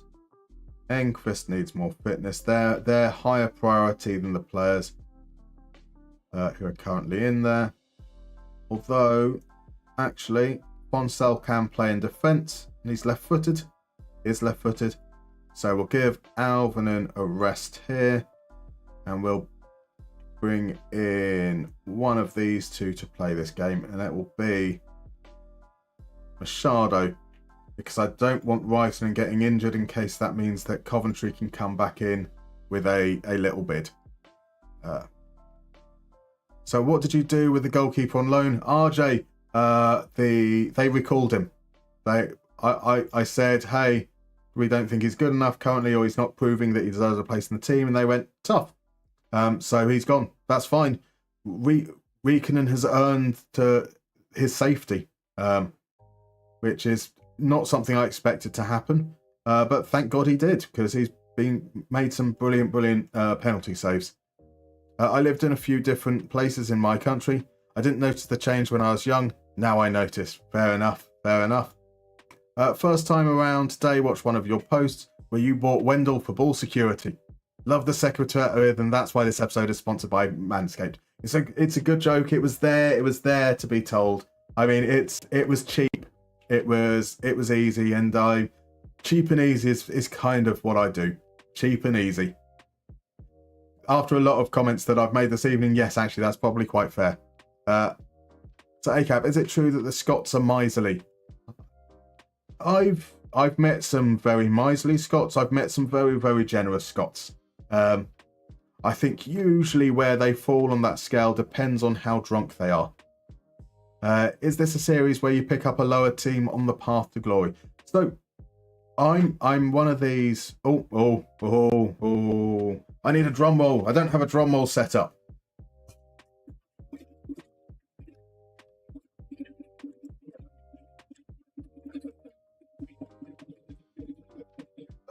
I'm using both hands for the drum roll, so I can't move the mouse. There we go. Oh, that looks okay. That looks okay. A 2-star player already. My word. So to carry on the comment 98. So we've chosen IFK Mariehamn because I really like the place. I went out to Orlando many years ago. A really lovely set of islands, very peaceful, very calm, some lovely people. But there is no set goal for the series. I don't tend to set goals in that regard. I'd much rather see how the game develops, the narrative that comes out of it, and let it guide what happens. Maybe we stay at Mariehamn for the rest of eternity and we look to build them up to be one of the greatest teams in Europe. Maybe we end up turning it into some kind of builder nation and we end up bouncing around clubs as we look to build them all up so that eventually Finland is a force in Europe. Maybe it's a journeyman and we end up all the way around the world, and who knows. So now, good, no bad mood here, except Reed, indeed. So let's have a look here. Per Edland. Is he a local lad? He is not a local lad. Or is he? Where's Hammerland? I'm not familiar with that. So there's some people that he likes. Here's the reveal. Oh, I like him. I like him a lot. I like this kid. He's inconsistent. His greatest attribute, though, is speed at coming off his line to sweep up any through balls. when I have a sweeper keeper, there are essentially 3 things I'm looking for. I'm looking for agility, reflexes, rushing out. After that, it would be decisions and positioning. He's doing pretty well. The last one would be one-on-one. So for a 16-year-old to be good at 4 of those areas already, that's really, really encouraging. I like the look of Per Edlund. He looks to be someone who could be quite special for us. So just living the experience. Exactly, the night. So I was trying to be pro-Scott, says Quadmo. What did Quadmo say? Nah, a good, no bad mood here except Reed. Yes, we are. DM Bassist has said that they're almighty. Fair enough. I'm very pro-Scotland, but we're absolutely stingy bastards, though. Raiders have gone 17-16 up. It looks like I'm missing a classic.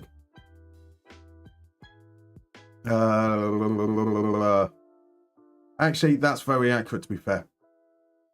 Okay, so, right, fair. So are most Northern English as well, in my opinion. That's fair. Oh, there's a Chiefs game. So I'm getting... Let's see. What's happened other than just saying Chiefs game? Give me information. So if they just done it on a field goal, was there a touchdown? What's going on? This is our wingback, Oscar Holmberg, and he is 5'9". He can play across the back line. He doesn't have any pace. Which is a concern. He's already got some aggression, good decision making again, good technique. There are things that we can certainly work with there. But elite fitness, natural fitness, work rate, teamwork, determined leadership. This is a player that looks like he could grow quite a bit. Not going to be much of a passer. Not going to be particularly good with the ball. Not particularly good in those regards. So perhaps a slightly more defensive-minded player, but if we can focus on crossing and dribbling and maybe get that pace up, he could be someone we could do something with. And Jimmy Slayman, the Slayman. Oh, that's a good name already. Jimmy is going to Slayman, said Johnny Trotter. Fair enough.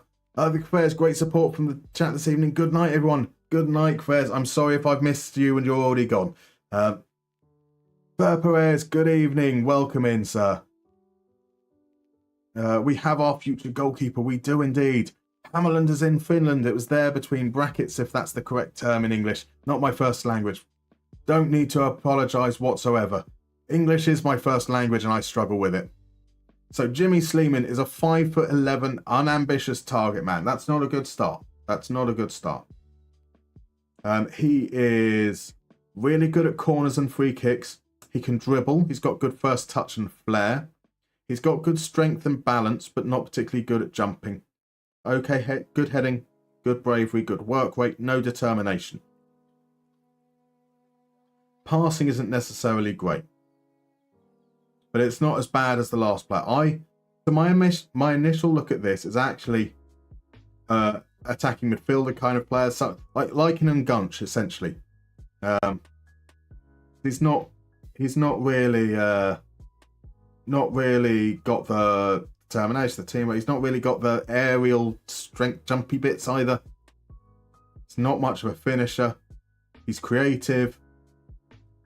I know that you don't expect much dribbling from Ngunch, but you do expect him to be capable in tight spaces, which is where dribbling will come in and where having the balance to hold players off will as well. But the unambitious is a bit of a shame.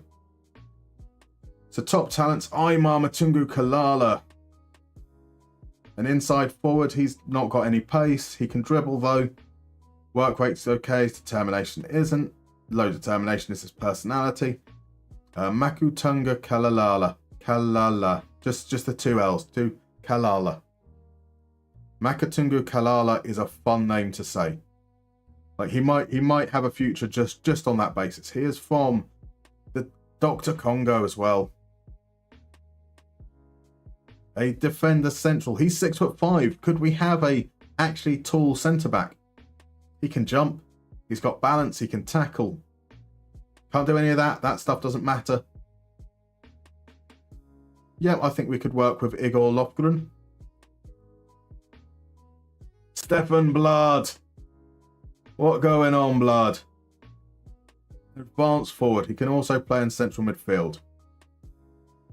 17-18. There you go. 13 minutes left. There we go. So it's all going on. Raiders winning with 1 minute in... Wait, what? 14... I'm missing something there. Raiders winning 1-16 with 1 minute in quarter four left. 17-16. Right, okay then. 14 minutes, 13 minutes left. Right, okay. So Raiders winning 17-16 with 13 minutes left. Got that. Slayman, you got regen Peter Crouch. Not at 5'11". Maybe he can grow. Maybe he can grow. Stefan Blood has nothing about him physically to write home about. Doesn't look like a striker to me. As a central midfielder, he can't pass. I don't feel like Blood has a future. And then we get into good tier. We'll see if anyone develops. He could be 3 stars. 5'9". He's centre back. He can jump. Maybe there could be some surprises in there. But it doesn't necessarily look like it otherwise. So I think we've got a goalkeeper. I think we've got a right back. I think that's more than I could have asked for. I expect trash every single intake, so that's fine. Blood retrain as a poacher. I'm not convinced. I like my players to have they need to either have speed and agility or balance and strength. It's got to be one of those. They've got to be able to offer something, and he's so far off that I don't feel very confident. But he'll get his chance. We have so few players that he's definitely going to get a chance. Right. This late night shenanigans is too much for my old bones. I'm off. Good night all. Thank you very much for coming along, Quidmo. Good night to you, sir.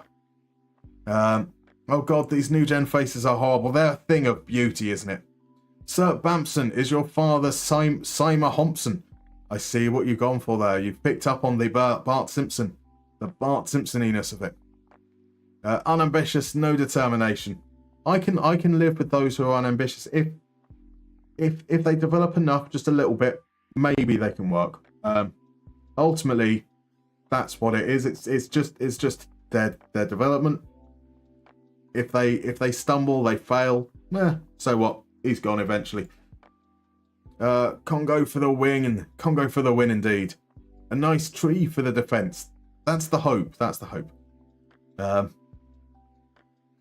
think so. In my best Princess Leia voice, aren't you a little short for a target forward? Exactly. Now he could be a poacher, someone whose main job is to just be in the box. Actually, do you know what? Don't let the bed bugs bite. Indeed. So, Crodmo leaving.